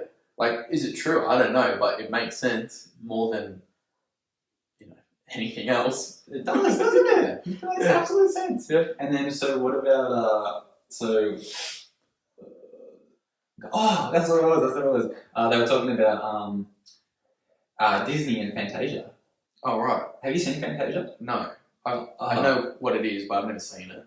So talking about back onto that subject of like, has it continued over time? Mm-hmm. And so Walt Disney released this really cool animated thing with Mickey Mouse in it called Fantasia. Okay. And it's just like Mickey Mouse conducting the trippiest movie they've seen in their life. Right. And there's dancing mushrooms in it. Like there's a scene where there's dancing mushrooms. Right. And so just back to that topic of modern day. See, whether it was Walt Disney teasing us with like something like that, or was he partaking? Probably. Well, why wouldn't he? Why not? Does he have his own? Is it Disney Eleusis? That's what I was thinking, right? Yeah. And so they just try to incorporate. I guess it's just another thing of symbolism, like how they found we're talking about Fantastic Fungo, right? How they found really ancient sculptures of mushrooms and stuff. Yep. Like dates back like crazy years ago. You're telling me about that weird stone thing. Oh, the Göbekli Tepe. Yeah. So I don't know. I gotta like do a bit more research to actually get my facts in. But I've heard about it heaps of times. But yeah, something like that. It's like 13,000 years old. Yeah, that's nuts. And we're talking about like would that have been carved pre the reset start date of the the media? Yeah. But I don't. But think no, because that's only 13. That's only 13, and the dinosaurs like millions of years. Millions. Yeah, tell me that fact you told me the other day. Oh, I can't. I'm gonna butcher it now. Well, I'll tell you the Cleopatra. The Cleopatra ones. Oh, I can remember that one. The Cleopatra is closer to us in years. Yeah. Like to us right now in years. Yeah. Or sorry, the iPhone is what they use. The iPhone in years. Then she is in years to the building of the Great Pyramids. That's heaps weird. That's how old the pyramids are. That's just weird because they always depict Cleopatra in those times. Yeah. Like she's definitely weird, definitely there with the pyramids 100%, but the building of them, because they took like hundreds of years to build, just by themselves. So that's hundreds of years. Was that in Eleusis? Was that because I thought of that? The Egyptians and that were they? What's that? Is they Eleusinian? But Eleusis, see, we're using Eleusinian as like the word for the group of people that meet up. Yeah. But it's actually like a town. It's it's an actual town. Yeah. So when we say that, did they give that a name? I don't remember. It was like a they didn't give like what it is ceremony a name. I don't know. Not really. Well, maybe they did. Not that I can remember anyway. It was something in what's that language you speak in? In Sanskrit or I don't know. You were saying the first one that you read. That was in that was in Oh, Sanskrit. yeah, he read it. That was his like thesis for the whole thing. Yeah, Sanskrit and Greek. Yeah. That sounds, he said it really good, eh? Oh yeah, it's really good. Yeah. Alright, what are you going to tell me? You're going to tell me something mad. Alright, well, I've got, because you know how, I'll start with this, because you know how we were talking about, I told you about that stoned ape theory? Yeah. And you know how I was telling you about the human brain doubling in size? I can't remember. Yes. Yeah. Yes. So the human brain doubled in size in about 2 million years, right? Sounds like a long time, but for the span of the universe is nothing. But some say 200,000 years. So there's a big difference in what people think. Oh. But they think it's from mushrooms, right?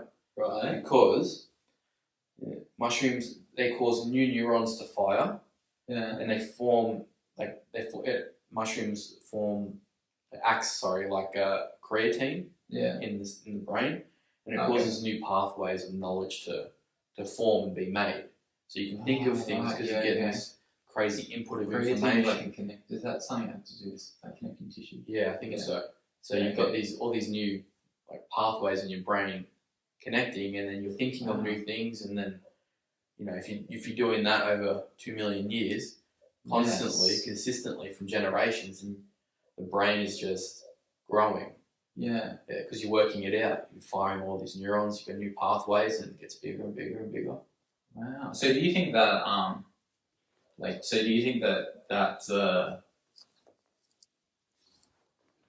do you think you can get smarter in 100 years?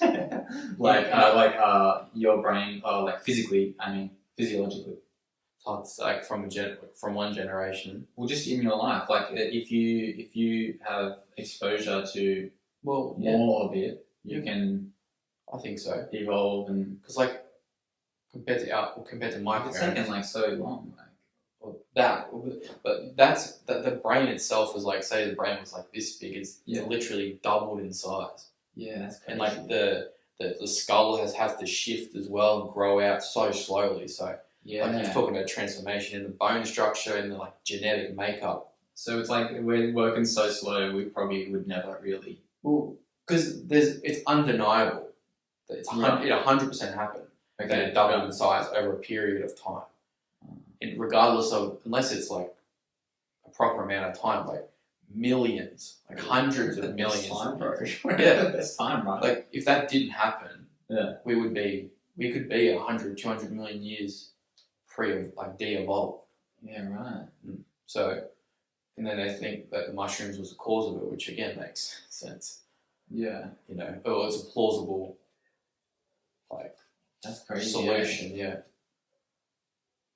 But yeah, because I think you were saying you were going to compare it to your parents a second ago. Oh, you said, can you, in 100 years, can you? Yeah, can you? I think so. Noticeably. I think we know more. I think we have more knowledge. Yeah. Than we had it earlier. Parents. Yeah. Because of the internet. I know way more things. I know a lot of information about a lot of different things. Yeah. That I wouldn't have known if I didn't have the internet. Yeah, right. And you're just comparing it to your immediate generation before you. Yeah. I feel like that as well to a certain extent. But yeah, that's interesting. That's interesting. Because I was just I'll write that down because I wanted to get the actual numbers and shit. Yeah, I was talking about it. So what else did you have? Just some interesting little facts here. just let me get my book. It goes 30% of all healthy soil is fungal mass, living and dead. So 30%. I believe that. Yeah. And then it goes on to the next one. It goes 1 meter of tree roots have a kilometer worth of mycelium. Yeah. So is that a fantastic fungi quote? Yeah. I think it was probably on there, but I got it straight from that podcast. But that's just 1 meter. Yeah. Is a kilometer worth of mycelium. And then that just goes on forever, and they communicate with themselves, and if there's a natural disaster or something, they can communicate it back. Yeah. Like that. They transfer it through the grounds. Yeah. That's crazy. The neural network. I reckon this one is tricky, but listen to this. Humans separated from fungi 650 million years ago. So we are pretty much direct descendants of. Oh, right. I've never seen this written. Fungi, because we're essentially fungal mass, is what he said. Oh. Yeah, I think you're talking a molecular kind of type of level. Right. Okay. Because you know, like, I don't know if you've heard, like people say we're made of like stardust as well, like within our like, again chemical makeup and all that. What's stardust then? It's like I think it's just like the essence of everything that's come before, essentially. Okay. Right. Yeah. I know what you mean. Yeah. Okay. But then he said that about the fungal mass. I was like, yeah, Isn't that's that crazy. Yeah, 650 million years ago. 650. That is nuts. Yeah. So you're talking about something that started from like a mushroom, I guess, or like a fungal mass or whatever it was. Yeah. And it's just evolved. Separated and split and evolved and separated and split, you know. And evolved. It's like evolution. Like in the movie Evolution with have you seen that? No, I don't know if I've seen it. With Sean Williams and No, I haven't seen that. No. Oh yeah, David Duchovny. No. David Duchovny. Yeah, dude, you love it. It's like this meteorite lands on Earth and then it just like doubles real quick. Like it goes double, and it just evolves. And right. so like massive beings that sort of come up through this weird meteorite. It's like the, you know, how they like put a germ on a plate and they let it. And it's just sort of like that, but on Earth. Yeah. Let's check that out. That's the other thing with media, like with media, like and movies and stuff, like just what I just did then. There was like more knowledge in that movie than anyone in any generation before, like when it came out, and that's consistently happening as well. So we are consistently teaching, or more so, just. And then so like I guess it takes us back to the whole story. It's a pagan, it's a Viking ritual almost. Yeah, like the drugs or the like taking the mushroom. Yeah. It's all part of everything. Right. Like, why did Vikings take mushrooms before they went to battle? Yeah. I don't actually know the reason. I'm sure there is a reason out there, but like. And so the battle between like the pagan way and like the Christian, this Christian arm that was developed. Yeah, and then they went over to England and they started, obviously, they want mushrooms, so they started looking for mushrooms, and then people started, over the centuries, people in England are doing it now. And, see how it is. Nuts, eh? Yeah. And now it seems like, has religion had to stay? So yeah, I feel like it's a controversial thing, but I think some people definitely need religion, and if that's, I'm not against it at all, but some people definitely want it, but I feel like you don't need it. It's not necessary to live at all. But some people, they do need it to live. They base their life around it, so it's a completely different thing, you know? All I think of is like, well, we talked about this the other day when that, like, how there was one point in civilization where we split off, and then these ones stayed monkeys, essentially. Oh, yeah. And then these ones became us. Yeah. That's what I think of when I think of this idea, like, religion, because you see it now, even on Netflix, like, they got, like, The Last Kingdom, and they're talking about the battle that they had between each other, and I guess that's why, like, 'cause it's interesting, that's why they're making a show about it, right? Yeah. It seems to me that the pagan way in those shows was sort of, even though it was sort of a bit witchery and a bit woo-woo and a bit, you know, how you going, that seems to me that's the branch that's sort of winning in my mind. At the moment? Well, just in relation to this story, like in relation to, I guess. Because what do we just start down to, or like, this fungi is our... Well, that's the thing. I mean, you're essentially worshipping a drug. Like, you're associating with gods and that. We're associating the thing that invented consciousness. Yeah. Essentially, you're worshipping that. Yeah. Because, like... And that's just worshipping yourself. Yeah. And you're just, because you worship, like, you're taking this drug and then it's making you see these things. So you like, especially with the, like, Vikings and that, like the Norse mythology, like they see, they use it and put it back into their lives. So like Odin, god of war, and you know, Thor and all that, they have all these gods associated with them tripping and seeing them. You know, so they're associating God, the time of God, to it, but really it's the actual thing you're consuming is what. Yeah, is what's creating the original thing. Yeah, it's this a little loop, a lot of little loops that we keep finding. I know. How easy is that for? It's just like loops about everything. Vicious cycle. Yeah. But then, like, we're obviously not regarding that there is relatively good teachings in most religions. Yeah, well, that's the thing. or they've been created to They've been. live harmoniously with your consciousness. Yes, that's right. And Yeah. unfortunately, people will use it and twist it, and then almost every war in history, almost every war is religious based. You know? So at what point does it become like? Was it like a majority minority thing? Yes, yeah. And because it became the majority, it's just like the reverse will take over almost because there's too much. Yeah. It's like overthrowing the balance of. Yeah. I mean, That's like yin and yang, right? Like this is like That's what the Holy Wars in Yes. Jerusalem. That was what that was about. And then, I mean, except for modern day war, everything has been based on religion. You know, except for civil wars and that. But you know, it's just what's the next battle? I don't think religion's an issue anymore. In the Western world, and that, I don't think it's an issue. But Will have its day in the sun again. yeah, One day. everything will. Yeah, it always comes around.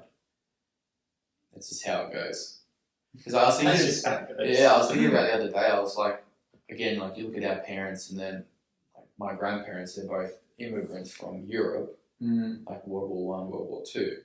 Right, so it's like the way that they think is so like my grandparents. They're so conservative, strict in the 40s and 50s and that. And you've got my parents, like mum grew up through the 60s and 70s through like all the drugs, hippies, and everything's changed. And then you've got me who's kind of like almost a mix of both, like I guess a little conservative on some things and then like far out on a lot of other things. And then what are my kids going to be like? Are they going to be full circle with full conservative? Like if I'm like too open about like my drug use, and they might be against that from a young age, and then they grow up with it, and then they're conservative, and then you know what I mean? It's like a vicious. It's repetitive. Yeah, because every generation thinks that the last generation was. They don't know what they're doing, right? Yeah. So it's just inevitable. It's just inevitable, man. Yeah, I thought about it the other day. One thing is for sure is that you can choose your mentors, I think. Especially now. Yeah. Especially nowadays. Yeah. And that's sort of like designing your own university, like to bring it back to that sort of thing. Yeah. 100%. You can learn what you want to learn when you want to learn it. So when does accreditation go out the window? Accreditation. Yeah, so like university, you go to university and you're like, you study X amount and then you get an accreditation. Now you're getting, I guess, that accreditation means that you understand X amount about that study. And then so when that goes out the window in terms of accreditation, who becomes the professors? Like who becomes the I think you'll always need it because it's structure, right? Like I think you'll need it for a lot of like jobs and that, but like in the real world, it doesn't matter. You know, like if you know enough information and you haven't gone to like university about one particular topic, I'm sure you could go do speeches and give information about it. Why does it matter if you've actually paid money to study for it? As long as you know the correct information and know how to bring it across and have your facts and all that, it doesn't matter. I don't think. You know. And then I guess the flip side of the coin is: is this even evolution or is this de-evolution right now? Well, that's the thing. Like what we're doing right now. Yeah. I think that we're paying attention to consciousness, and I think that this is like where we hold like a lot of meaning. I think it's where you need to be. It's been because I was talking to someone the other day about this. How present would you say you are in your life? Outside of work, probably like 90%. But at work, you like listen to music at work and stuff. Yeah, I do, but at work I don't. I'm not present. That's the thing. It's like you don't want to be there. Yeah, I don't want to be there. Yeah, and that's the problem. But yeah, at work, I'm not present. I'm just going through the motions. I'm like 15%. Okay. You know, it's a big difference for me. And so is that what's the right question here? Is it like a break for your brain? Like, because I think about this sometimes. Like, being present is like one thing, but sometimes I don't feel like I have like the motor to hold presence for 24/7. I definitely don't. Well, obviously you don't because you sleep. You got to sleep. Yeah, well, right? but like when you're waking, you're waking up. I don't think so.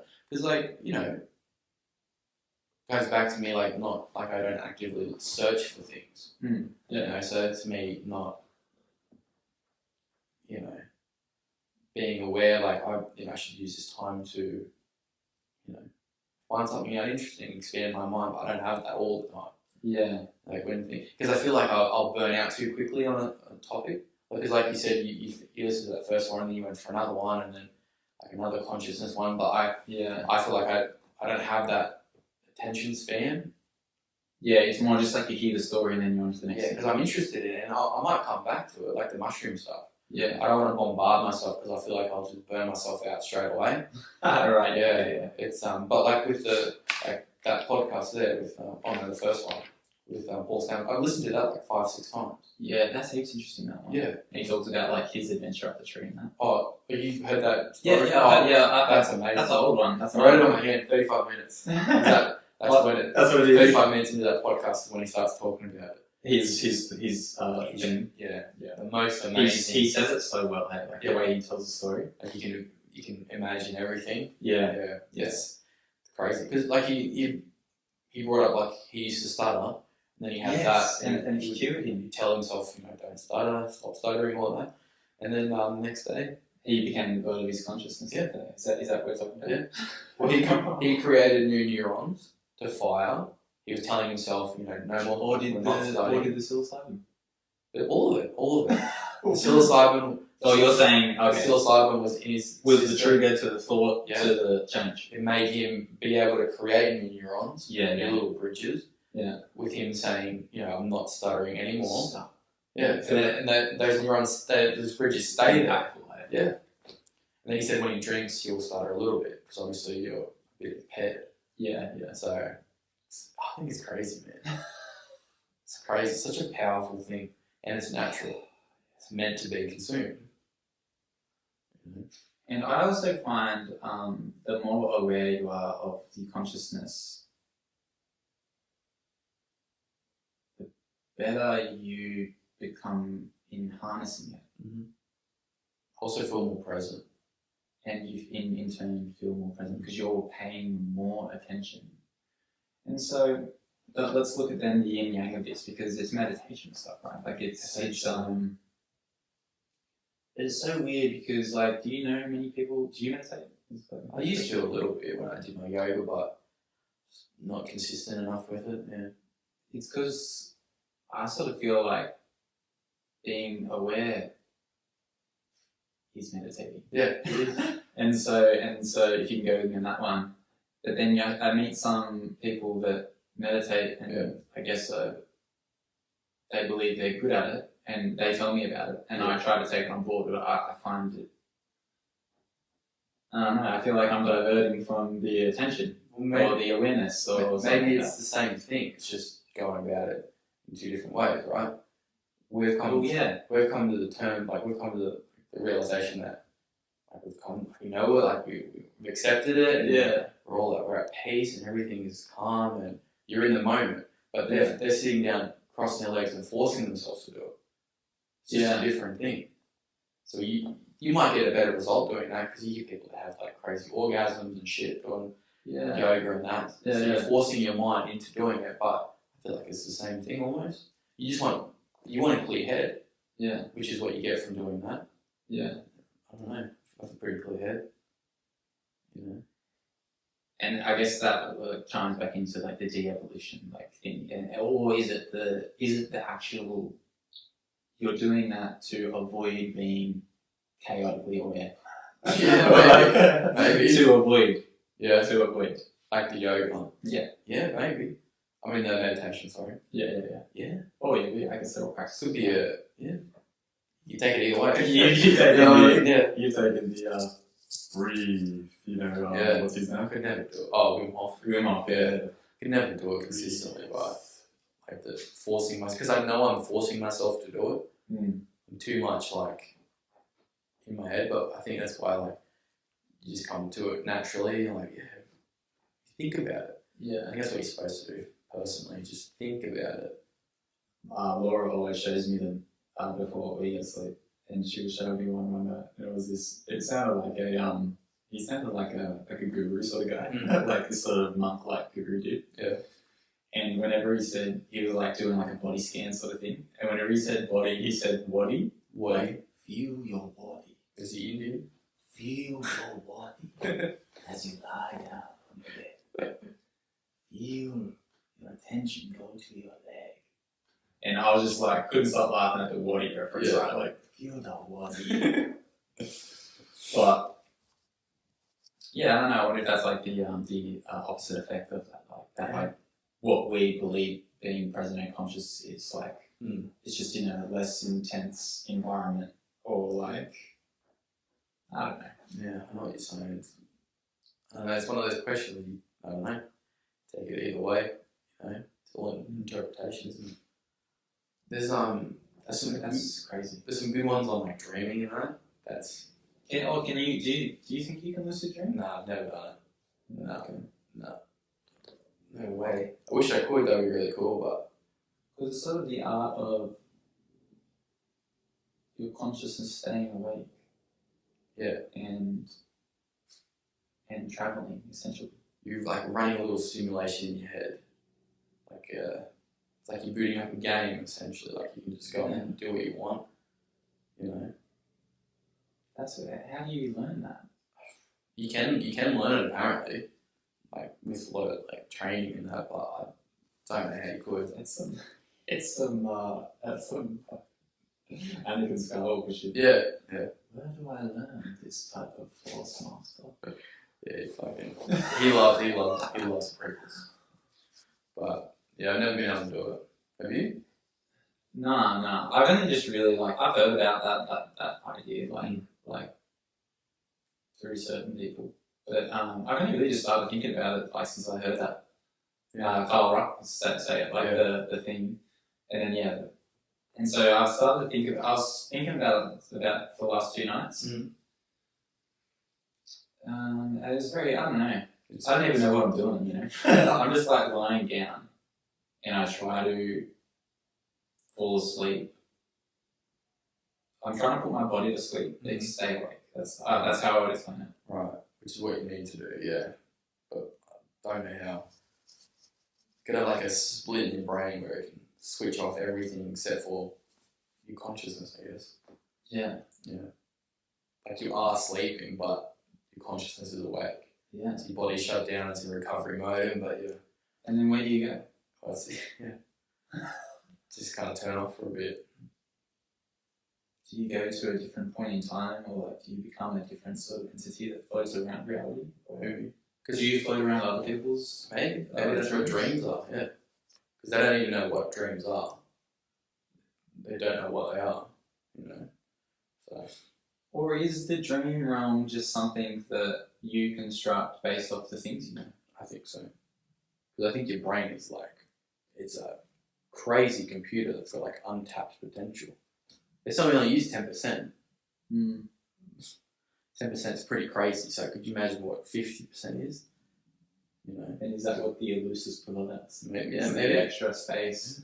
Because I was saying, Jordan Peterson in the school thing, he said something like, when you go there, you come back, but it's the experience comes back in fragments. Right. So it's never like sense of reality, proper and whole. Right. That's an interesting idea. Yeah. That's interesting. So you never fully remember exactly everything? What it was you learned, if you learn anything. I did the best at maths in school when I had a really strict teacher. Oh, really? Yeah, and I was scared to. He was the vice principal. Oh, right. But he was a maths teacher. Right. And we always had this really below par maths teacher when I was in high school. It was like year 8 or something like that. And which is secondary school. If you live in Australia, it's it's preschool from 4 to 5. Then it's from 5 to onwards. It's the first 6 years you're teaching, or the first 7 years. Yeah. And then you go to another institute for another 6 years. And that's secondary high. Yeah. And then university or college or whatever is after that. Yeah. And then, what was I saying? Oh yeah, so this subpar teacher got, I don't know, he went holidays or whatever, and then we just got the vice principal that came and taught us. Yeah. And he was a hard ass, man. Like, he was like, he would put you on the spot. And so I feel like kids got smarter because they didn't want to seem dumb in front of their other peers. It had nothing to do with like wanting to learn the work, or it was just about humiliation. So it was like teaching in like humiliation. Yes, that's what teaching is, isn't it? Yeah, and so I actually paid attention because I didn't want to like Be the dumb be the one. wrong, go wrong or whatever. Right? Yeah, it's interesting. Yeah, I never had that. I never cared. I was so bad at maths. Yeah. I was good at English. Okay. Really good at English. Loved reading. Yeah.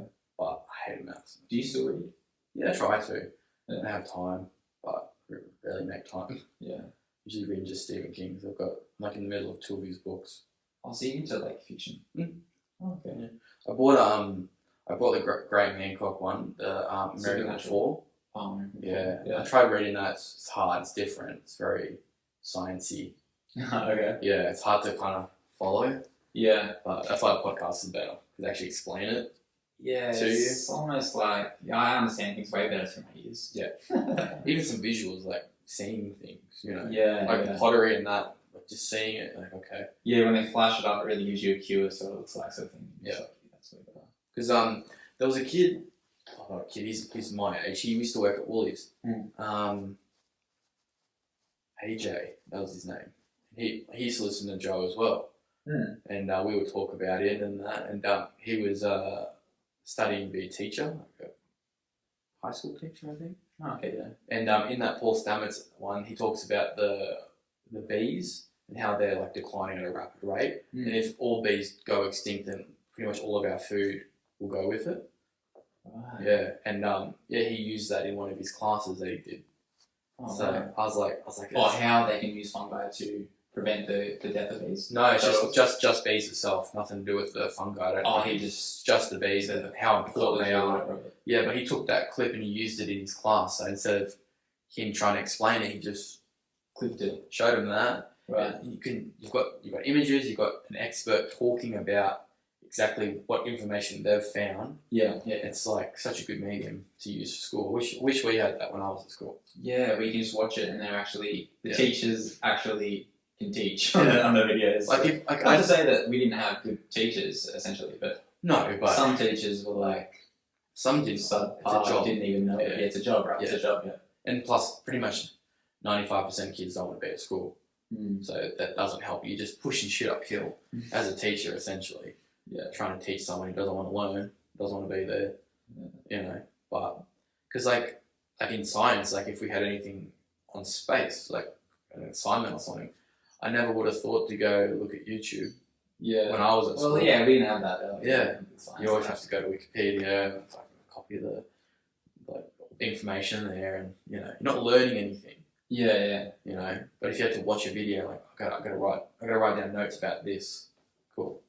Do you remember that clip from Fantastic Fungi where he was explaining how he was talking about ants? I can't remember what type of ants, but he was saying, so basically what happens if the ants got to go out and like pick up the rocks or whatever they got to bring back to the thing for the queen ant. Yeah. And then sometimes if those ants eat something poisonous, it could come back and kill the queen. So what happens is they leave 2 guard ants outside the anthill and sort of observe the dudes come in and can sense when these ants have something wrong with them.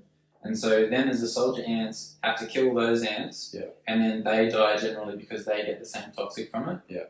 And then the fungi that grows from their bodies is somehow the antibody of what the fungus was that killed them. Wow.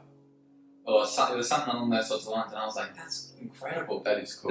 So it's sort of like, I would imagine that this would be suitable in kids. I think his mum has breast cancer or something like that, right? I think so. And so he increased her intake of, was it reishi mushrooms? Or was it lion's mane? It could be lion's mane's for your brain. Yeah. I don't know. Could be reishi ones then. It was one of the two. And I was like, so once we learn how to harness that sort of ability, what's stopping us from anything? What's stopping consciousness from anything? Oh, that's right. Yeah. Because I take mushrooms like every day, like the capsules. Yeah. I've got the lion's mane powder and then the capsule as well, which has like 8 different mushrooms in it. Okay. Did you find that it helped? Yeah, it definitely helps. It helps me remembering things. Yeah. Okay. But again, I always struggle to stay on a constant routine of doing it. But it's a massive, is a massive difference. Yeah. Okay. So yeah, if you can harness those powers, man. Yeah. Mushrooms are amazing. Like the certain topics. Yeah. I'd like to do one on Bob Lazar. Yeah? That's an aliens, but yeah. Okay. Well, we should choose it now. Should we choose it now? Let's choose the thing. I'd like to do And should it relate to what we know about this? about. Whatever we just talked about the road to. Oh, Ken. I reckon honestly, that's like the best starting off point because that is So broad. but it's the fundamentals of life essentially, or the way it works. So Yeah. everything comes out of consciousness.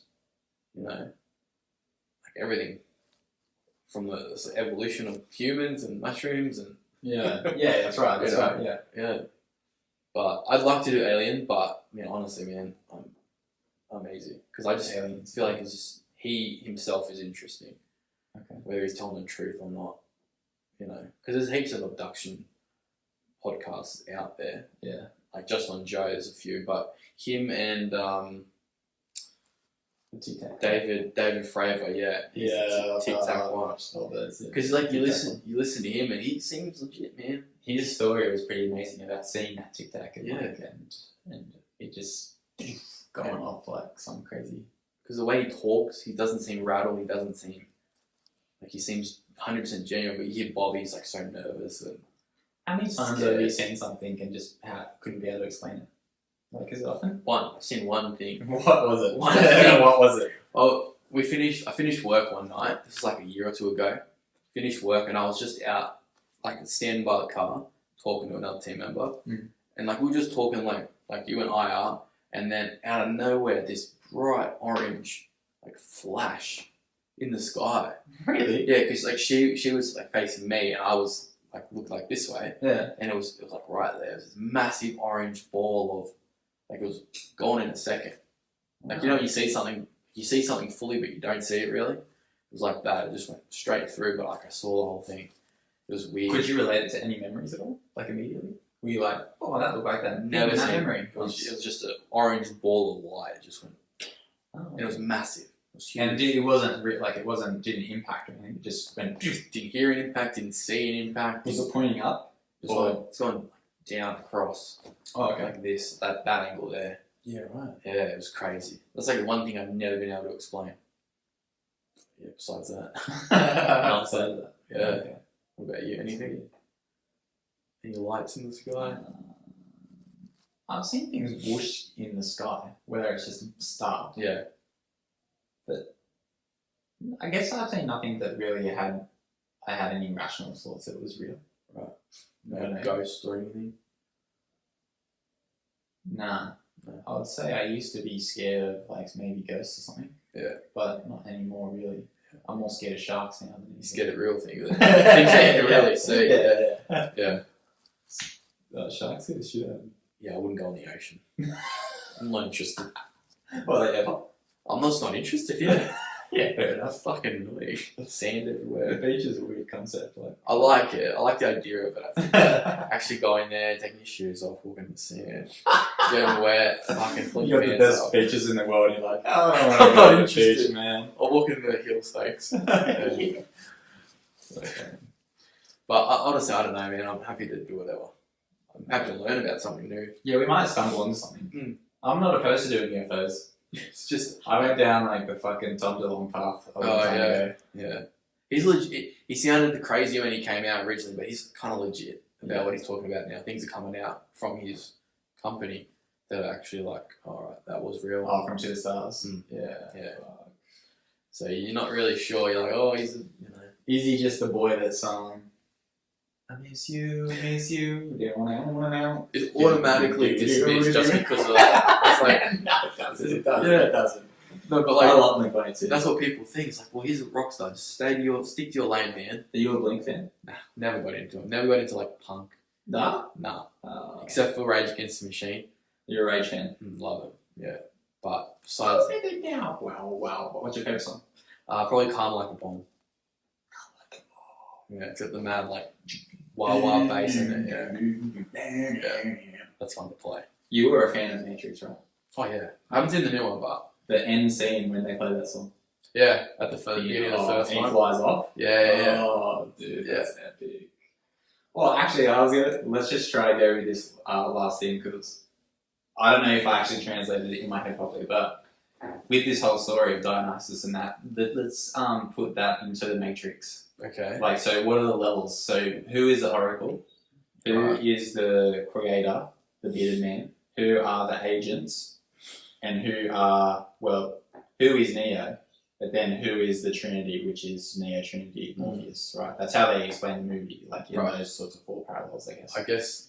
I guess trio, fucking Trinity, Morpheus, and all that would be just like people that are going to, like, are you talking about Eleusis, or just like the world in general? I don't know. Who's I would call them the humans. Yeah. They're the humans. Yeah, and then the agents are like the Catholic faith.